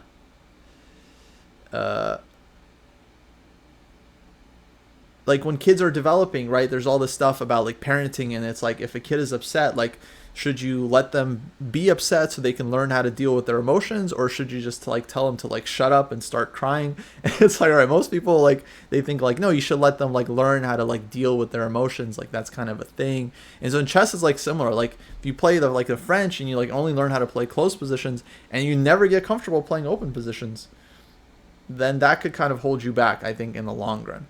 But let's say you started off playing the French and then at some point you switched and you started playing something else. Well, then you'd be fine. It's not like you're going to be like stunted for the rest of your life because you started off playing a shaky opening.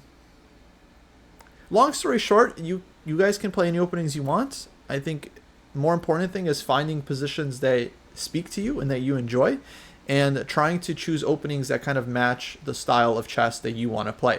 So really, I would advise everyone to reflect on the kind of chess player that you want to be. Not who you are right now. Maybe you're not good at e4, you're not good at tactics or whatever, but just like reflect on the kind of chess player you want to be. Think about who your favorite chess player is. Maybe it's Magnus, maybe it's Caruana, maybe it's Firouzja, maybe it's Wei, maybe it's Gukesh, maybe it's Vishy Anand. Maybe it's Ding Liren. I don't care. Choose a player that like you really wish you could play like them. Like, oh, it'd be so cool if I could play like this guy.